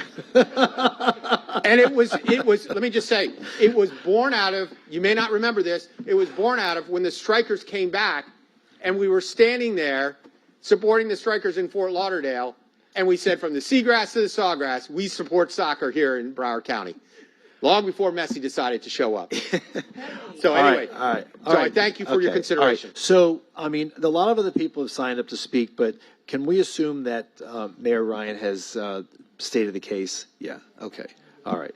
So, now I'll leave it up to the commission. I'm going to ask some questions. Fair. Right? Thank you. Thank you for your time and accommodation. No, thank you. Thank you. Before the mayor steps away, could I just ask him?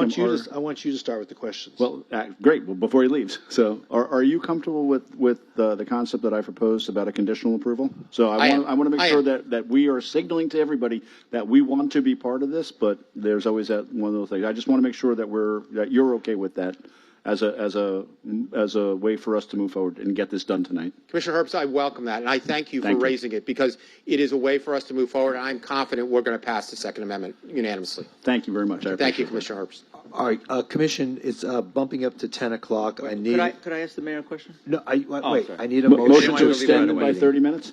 We're gonna need 60 minutes. I'm trying to encourage a sense of haste and urgency. All right, so there's a motion to 11 o'clock. Second. Second, please call the roll. Yes. Yes. Yes. Yes. Okay. Thank you. Now go ahead, Commissioner. Thanks. Mayor, thank you. I appreciate it. Can you just let us know where this is now in the process with regards to all of the percentages? I mean, what's the percentage right now of cities that have taken on the saying yes? I know you have to get to 80% of the population by August 14th, correct? How are we doing? We're doing really good. Lauderhill is putting it back on the agenda. Everyone who's considered has passed it so far, and so we are hopeful. Next week we have Hollywood, we have Miramar coming up, and we have Lauderhill coming up. And at that point, we'll be over the 80%. So those 4 cities will put it over the 80%? Yes. Okay, great. Thank you. Anyone else have any questions of Mayor Ryan? Yeah, not for Mayor Ryan. Thank you, Mayor Ryan. Appreciate your leadership. City Attorney, just want to track our concept of conditional approval based on Second Amendment. In as much as Mayor Ryan accepted that as an option, yes. Okay, no problem. Great. So we don't have anything to lose at this point. Exactly, Mayor. So what do you think, Commissioner Beasley Pittman? Oh, I'm in agreement. I think we should take advantage of being a part of the process. Don't want to be closed out of this generational opportunity. Generational opportunities. Okay. So, Mayor, I'll make a motion. A resolution. So, how do we want to introduce? So, you want to introduce a resolution to adopt the First Amendment, subject to Commissioner Herbst, you want to phrase how the resolution should state? Certainly, thank you. So yes, I would suggest that we introduce a resolution to approve the agreement subject to The adoption of the First Amendment. The adoption of the Second Amendment. Second Amendment. Right. The First Amendment is the one that gets us basically. No, I'm saying you want to adopt the First Adopt Amendment the First subject Amendment, to. Right. Adopt the First Amendment subject to the approval of the Second Amendment by all the participating cities. Okay. Second. Okay. Just All a right. technical question, All right. City Attorney, we have a companion agenda item to this, don't we? That's the Yes, second. it's the next item. It's the next item? Yeah. Okay, thank you. Does anyone else wish to speak on this item? I know a lot of people signed up. I just don't want to foreclose anybody on this. Okay, very good. Okay. All right. Please call the roll. A resolution of the City Commission of the City of Fort Lauderdale, Florida, approving the First Amendment to the Interlocal Agreement for Solid Waste Disposal and Recyclable Materials Processing Authority of Broward County, Florida, authorizing the city manager to execute the First Amendment to the Interlocal Agreement, providing for conflicts, providing for severability, and providing for an effective date. Commissioner Beasley Pittman? Yes. Vice Mayor Sorensen? Sir, hold on, but is that implied, City Attorney, that it's conditional to the Second Amendment, even though he didn't say Yes, that? fine. No, he did Well, say it. He did No, say it. It was in the No. motion. Sorry, but he didn't, the city he clerk didn't didn't say say It was in it. the introduction. So I just want which to make makes sure it- that's good. City David, Attorney? did you say you said that in the introduction? I He didn't hear did what not say conditional to the second. Commissioner Herbst did say it in his introduction, and I just read the header as is. Okay, that's fine. As is. But it without- is subject to Okay. the Correct. approval of Great. of the Second Amendment by all the governing board. Great. Okay, thank you. Sorry, Commissioner Beasley Pittman.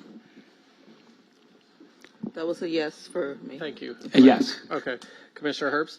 Yes. Commissioner Glassman? Yes. Mayor Trentalles? Yes, and R7 is approved.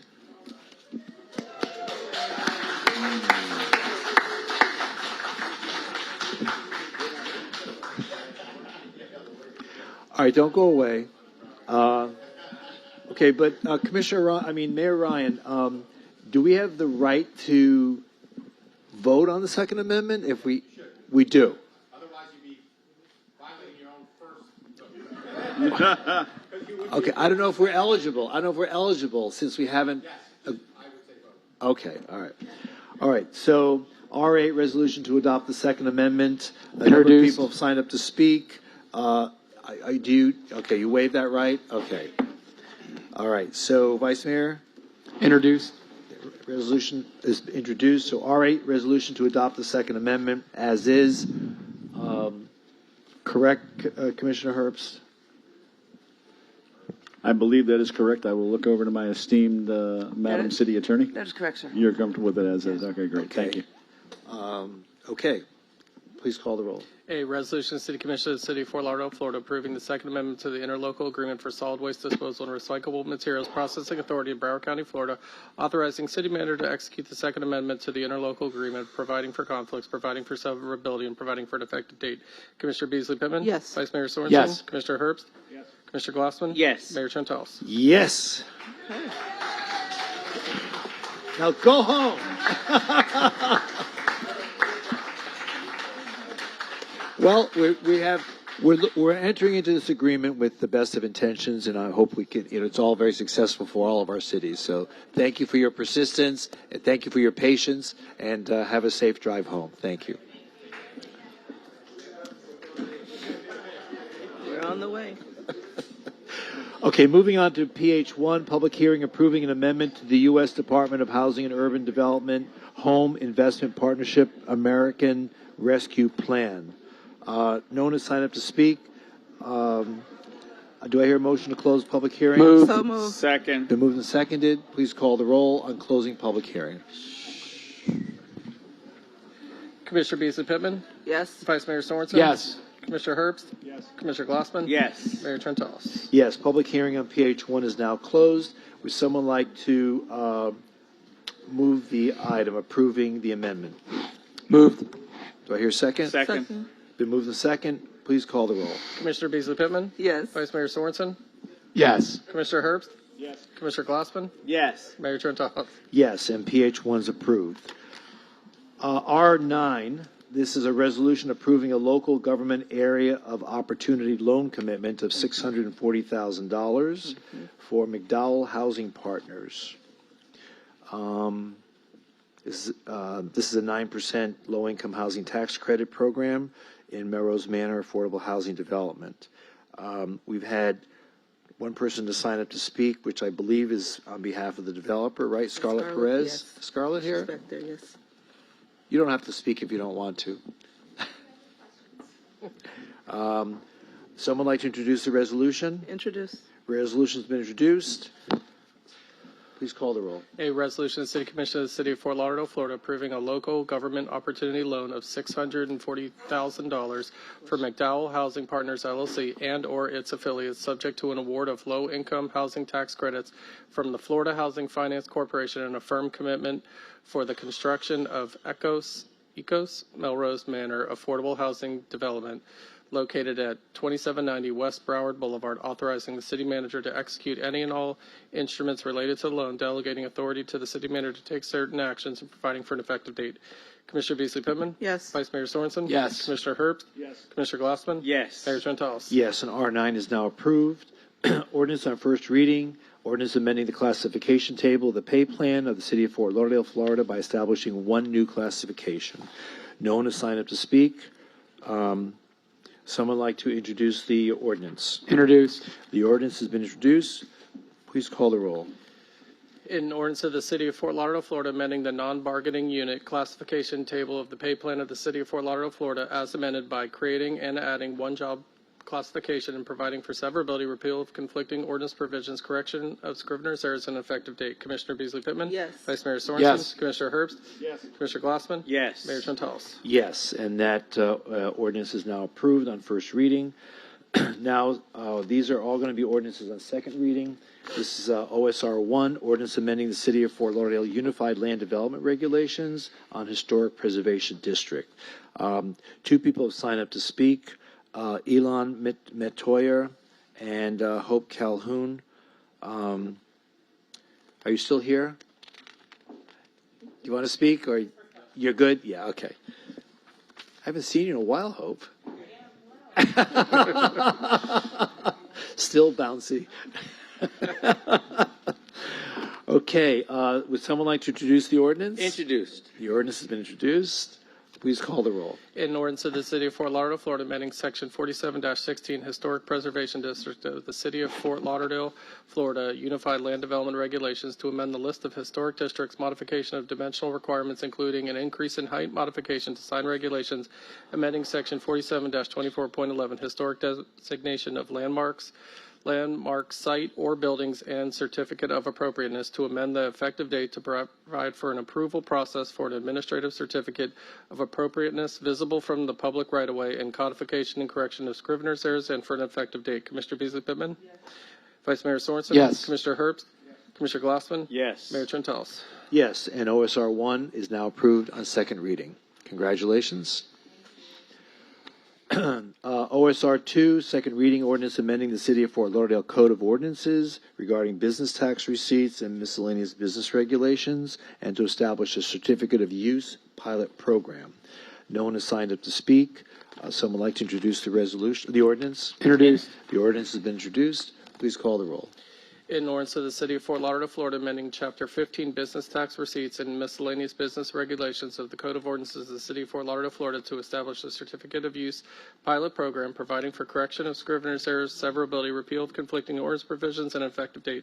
Commissioner Beasley Pittman? Vice Mayor Sorensen? Yes. Commissioner Herbst? Yes. Commissioner Glassman? Yes. Mayor Trentalis? Yes, and OSR 2 is now approved on second reading. OSR 3, second reading. This is a quasi-judicial ordinance approving a rezoning from residential multifamily mid-rise medium-high density district to the Northwest Regional Activity Center mixed-use West District. This is regarding Northwest 8th Avenue and Northwest 7th Terrace. Anyone wishing to speak must be sworn in, and the commission will announce any site visits, communications, or expert opinions received and make them a part of the record. Commissioner Herbst, do you have any disclosures? None. Commissioner Beasley Pittman, do you have any additional disclosures? No additional, no. I have no additional disclosures. Commissioner Glassman? None. And Vice Mayor? No additional. No additional disclosures. No one has signed up to speak. Would someone like to move to close public hearing? So moved. Second. Moved and seconded. Please call the roll on closing public hearing. Commissioner Beasley Pittman? Yes. Vice Mayor Sorensen? Yes. Commissioner Herbst? Yes. Commissioner Glassman? Yes. Mayor Trentalis? Yes, and public hearing on OSR 3 is now closed. Would someone like to introduce the ordinance? Introduce. The ordinance has been introduced. Please call the roll. In ordinance of the City of Fort Lauderdale, Florida, amending Section 47-1.6.b of the City of Fort Lauderdale, Florida Unified Land Development Regulations through the revision of the official zoning map of the City of Fort Lauderdale and Schedule A revised compilation attached thereto and by reference made a part thereof, so as to rezone from residential multifamily mid-rise medium-high density district to Northwest Regional Activity Center mixed use West District, lots 7, 8, 45, and 46, block 15, North Lauderdale, according to the plat thereof, as recorded in Plat Book 1, page 48 of the Public Records of Dade County, Florida, together with that portion of the 15-foot vacated alley per official records book 15316, page 195, in the Public Records of Broward County, Florida, lying adjacent to and contiguous with said lots 7, 8, 45, and 46, located north of Northwest 5th Street, west of Northwest 7th Terrace, east of Northwest 8th Avenue, and south of Sistrunk Boulevard. All said lands lying and being in the City of Fort Lauderdale, Broward County, Florida, providing for conflicts, providing for severability, and providing for an effective date. Commissioner Beasley Pittman? Yes. Vice Mayor Sorensen? Yes. Commissioner Herbst? Yes. Commissioner Glassman? Yes. Mayor Trentalis? Yes, and OSR 3 is now approved on second reading. Okay, so now we're getting into the budget items. Is there any script that I need, or just read it what's here, right? No, Okay. no script necessary. Okay, you take your chances. All right, we're moving into the budget items. Budget 1, resolution setting the fiscal year 2027 proposed millage rate and debt service rate for the City of Fort Lauderdale, setting the millage rate for the Sunrise Key Neighborhood Improvement District, and acknowledging receipt of the city manager's budget message and proposed budget.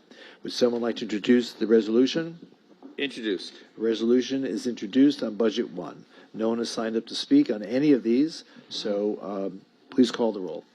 A resolution, City Commission of the City of Fort Lauderdale, Florida, acknowledging receipt of the city manager's budget message, estimates, and recommendations, together with the proposed budget for fiscal year 2027, setting the proposed millage rate and debt service rate for the City of Fort Lauderdale, setting the millage rate for the Sunrise Key Neighborhood Improvement District, and authorizing the city manager to compute the rollback rate and execute all appropriate instruments in order to advise the Broward County property appraiser of the proposed millage rates and rollback rate.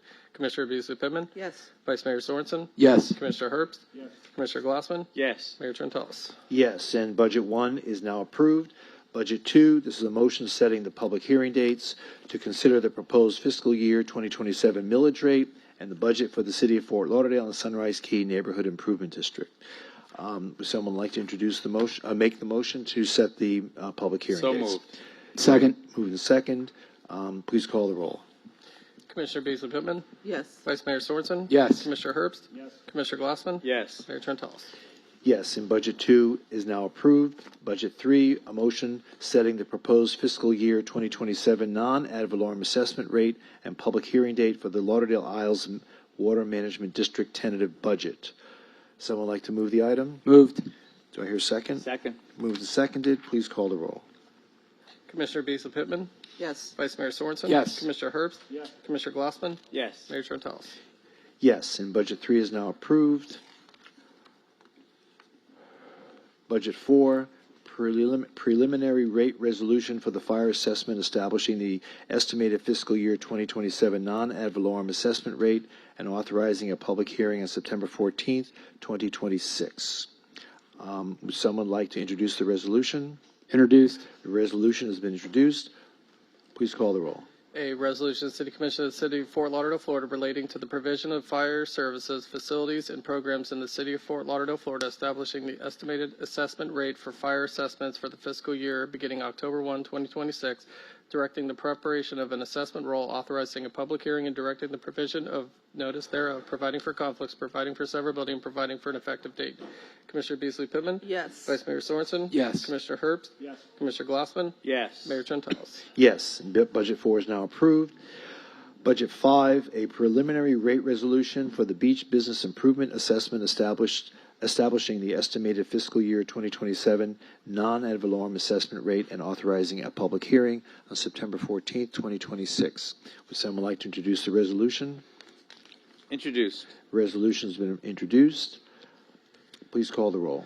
A resolution of the City Commission of the City of Fort Lauderdale, Florida, relating to the provision of beach business improvement services in certain portions of the beach area located within the City of Fort Lauderdale, Florida, more specifically described herein, establishing the estimated assessment rate for the beach business improvement assessment for the fiscal year beginning October 1, 2026, directing the preparation of an assessment roll, authorizing a public hearing, and directing the provision of notice thereof, providing for rescission of conflicting provisions, providing for severability, and providing for an effective date. Commissioner Beasley Pittman? Yes. Vice Mayor Sorensen? Yes. Commissioner Herbst? Yes. Commissioner Glassman? Yes. Mayor Trentalis? Yes. Budget 6, a preliminary rate resolution for the fiscal year 2027 non-ad valorem assessment for utility undergrounding and authorizing a public hearing on September 14th, 2026. Someone like to introduce the resolution? Introduced. Resolution's been introduced. Please call the roll. A resolution of the City Commission of the City of Fort Lauderdale, Florida, get done relating sooner to the than provision of the underground utility line facilities in Los Isles neighborhood, imposing underground utility line assessments against assessed property located in the City of Fort Lauderdale, Florida, directing the preparation of an assessment roll, authorizing a public hearing, and directing the provision of the notice thereof, and providing an effective date. Commissioner Beasley Pittman? Yes. Vice Mayor Sorensen? Yes. Commissioner Herbst? Yes. Commissioner Glassman? Yes. Mayor Trentalis? Yes, and Budget 6 is now approved. And finally, Budget 7, preliminary annual assessment resolution for the stormwater assessment, initiating the process for imposing the fiscal year 2027 non-ad valorem assessment and authorizing a public hearing on September 14th, 2026. Would someone like to introduce the resolution? Introduced. The resolution has been introduced. Please call the roll. A resolution of the City Commission of the City of Fort Lauderdale, Florida, initiating the process for reimposition of the stormwater management services assessment in the City of Fort Lauderdale for fiscal year beginning October 1, 2026, directing the preparation of an assessment roll, authorizing a public hearing, and directing the provision of notice thereof, providing for rescission of conflicting provisions, providing for severability, and providing for an effective date. Commissioner Beasley Pittman? Yes. Vice Mayor Sorensen? Yes. Commissioner Herbst? Yes. Commissioner Glassman? Yes. Mayor Trentalis? Yes, and Budget 7 is now approved. That's the last item on the agenda, but I just want to say a couple things. First of all, this is our last meeting before our summer break, and I want to thank everybody for all the great work that's been done since the year began. But I also want to thank the Broward Center for hosting our meetings here for these many, many months. I know it's been an imposition from time to time, and but it has really, it's really been a great help to us. And now we get to move to the police department over on Broward Boulevard, and looking forward to having our August meeting there. It's very, very exciting. But again, the Broward Center has been very great, and we want to thank them for being great partners with us during this time when we're in exile from our City Hall building. Also, the U.S. Tennis Association has indicated that they want to give Fort Lauderdale an award for having a super duper tennis center here at the Jimmy Everett Tennis Center here in Holiday Park. I think it's a great honor to be able to receive that, and I believe everybody on the commission has been invited to accept. I plan to go, and I understand Commissioner Glassman has indicated his intention to go. But the reason why I bring this up is because, first of all, anybody else who wants to come, please let us know. Mayor, what's the date? I'm sorry, I don't recall. It's August 31st, which is a Monday. The problem with that is that the meeting is the next day. So I wonder if we could move the meeting over to September 2nd, so that, which is a Wednesday, so that we'll be able to come back and hold on a second. Yes, it'd be September 2nd, Wednesday.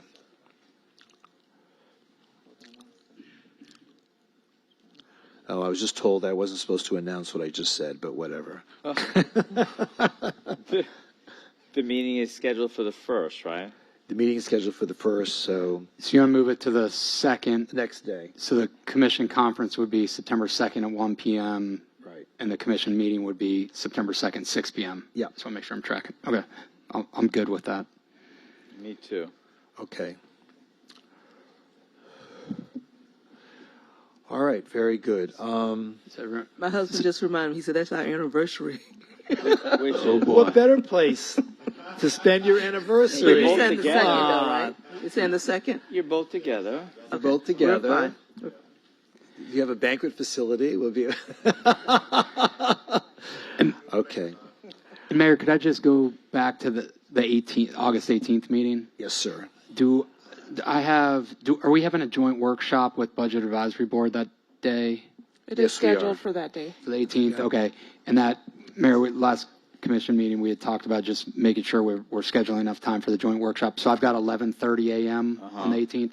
It seems like that's enough time before the 1 p.m. meeting. I just want to make sure. Yeah, and we also good have there. the ribbon cutting. Are we still going forward with the ribbon cutting for the yeah. headquarters? So we are planning for that date. If the commission would like to move to another date, we would identify availability. We're going to be there anyway. Let's do it right before the, might as well Yeah. spend the day there. Do it right before. All Okay, right. so the 18th, we have the 11:30 joint workshop, 1 Yeah, p.m. we're going to be city living at the police department that conference. What time would the 6 ribbon cutting? 9 o'clock. It seems like we should do it later, since our workshop is at not till 11:30. 10:30 or Like something, 10:30, yeah. ribbon cutting? Does that make sense? Mayor, the tentative itinerary for that ribbon cutting is very extensive, lots of speakers and. Really? Yes. So 10 a.m.? Is 10 a.m. good? All right, let staff figure it out. You know, Chris. Yep. Where's Chris? Did he leave? Okay.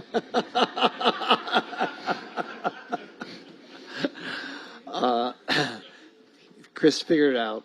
Okay. All right. City Manager, any further business of the commission? Only to say thank you once again. Great pleasure and privilege. And We wish you all the thank best you. in your future endeavors, and may God bless you. Thank you. City Attorney, do you have any further business? Any business of the commission? None? Meeting concluded. Happy summer, everybody. See you at the 4th of July on Saturday.